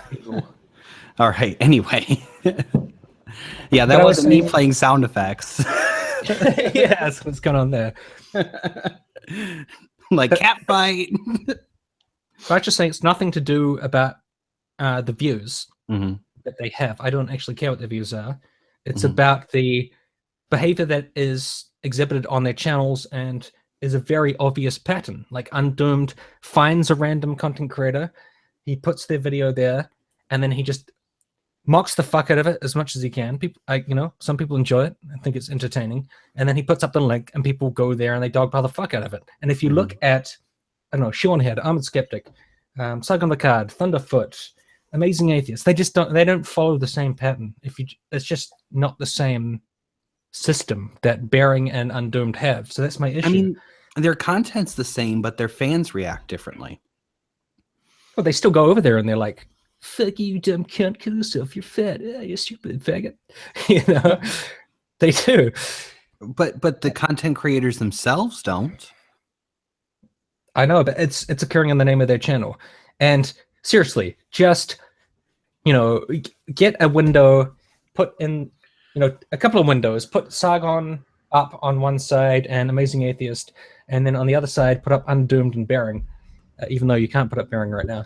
And you'll see that the pattern of the way that they do videos is just different. Sargon doesn't do it like that. As much as I don't like him. Amazing Atheist does nothing but insult the shit out of anybody he covers on his channel. Way more than Bearing does.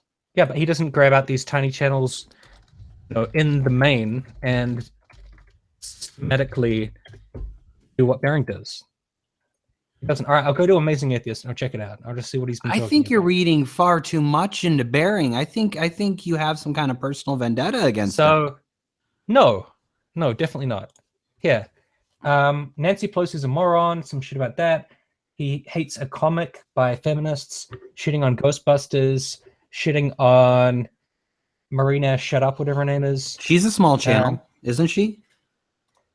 I'm not sure how small, though. She's got relative amount of subs, I think. But Tommy Sotomayor, but that's because he was just trying to flag drunken peasants, so he was pissed off at her, shitting on Hillary Clinton, talking about Candid. Oh, that's him selling out and shit. Talking about Muhammad, so you see, like, if you go to Undoomed, it's like this feminist's dumb, this feminist's dumb, this feminist's dumb, and it's often, or most of the time, just these tiny random people, and Amazing Atheist is not doing that. I can find maybe the Marina Shut Up video. Tommy Sotomayor attacked them, so he's allowed to fight back against him. But yeah, BuzzFeed, I mean, fuck BuzzFeed. So whatever. Yeah. That's my issue. That's it right there.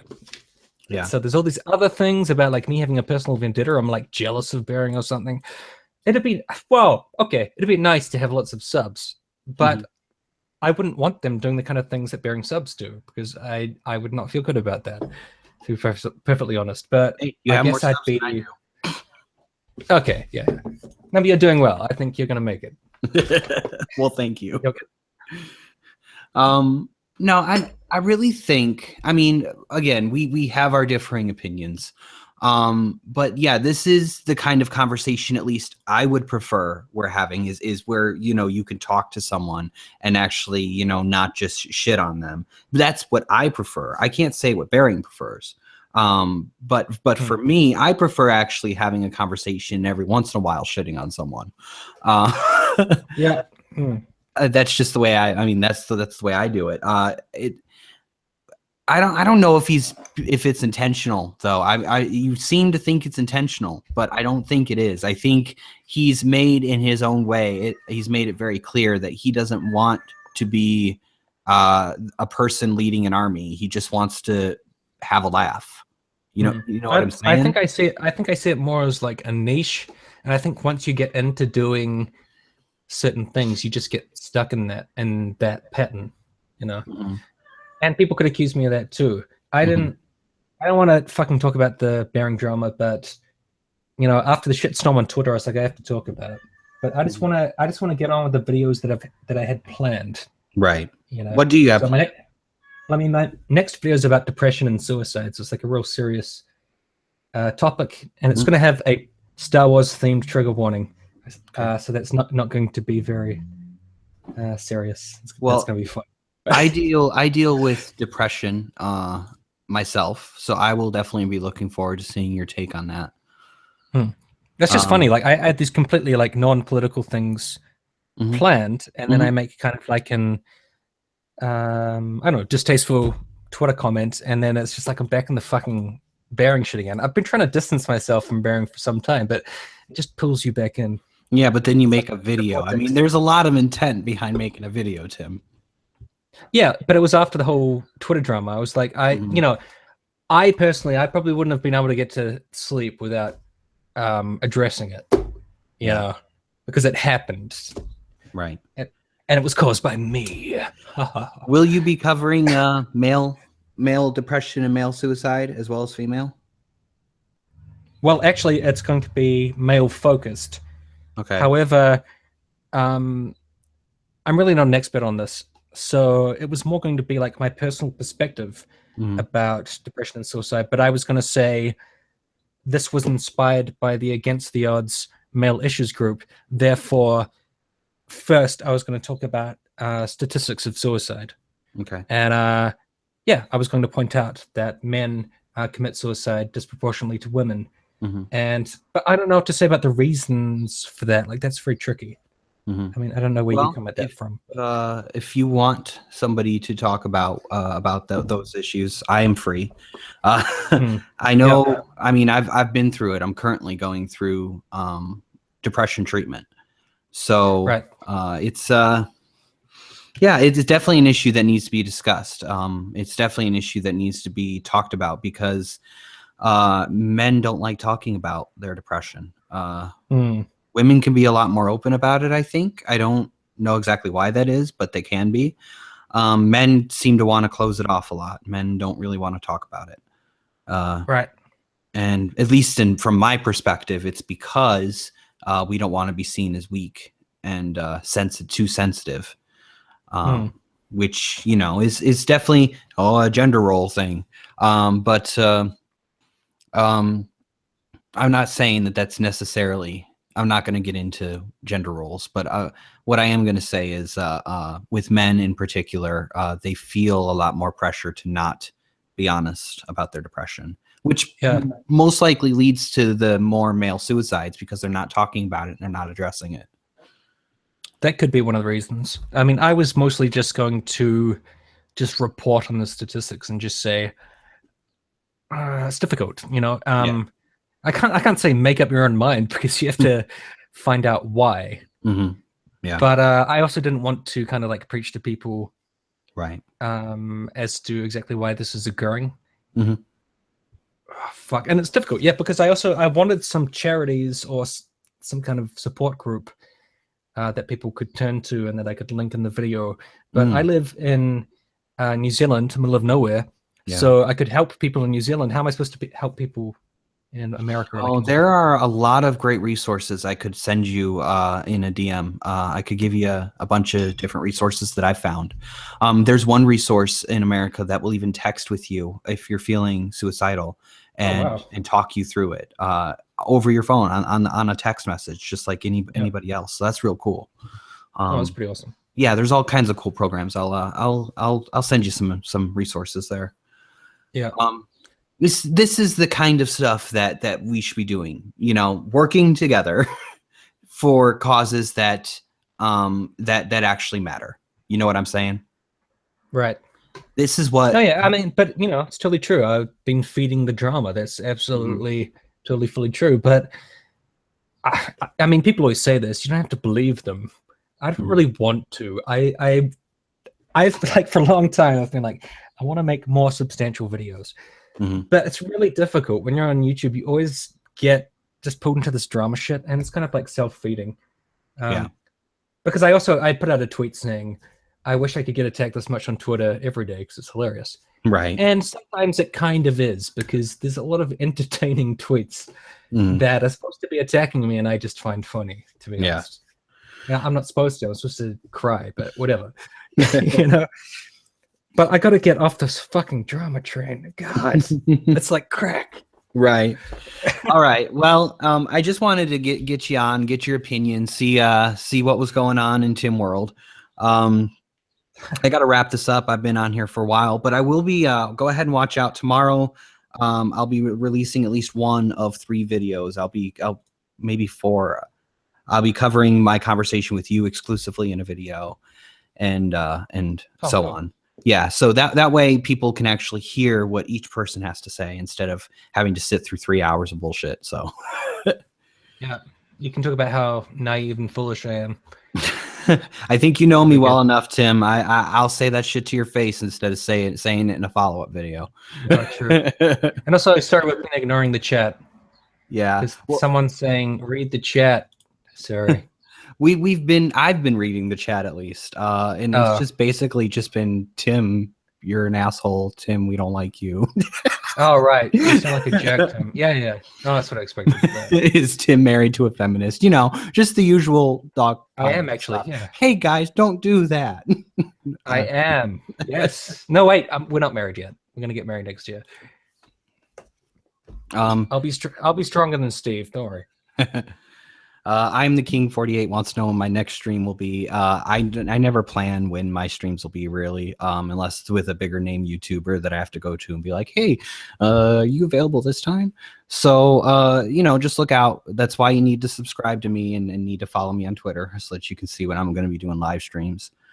If you don't watch my videos, fuck you. You're not a real viewer. No, I'm kidding. Okay, so thank you for joining us, Tim, and thank everyone for joining us as well. This has been Coffin Cast. You guys have a great night. Cool. Thanks, guys. Bye.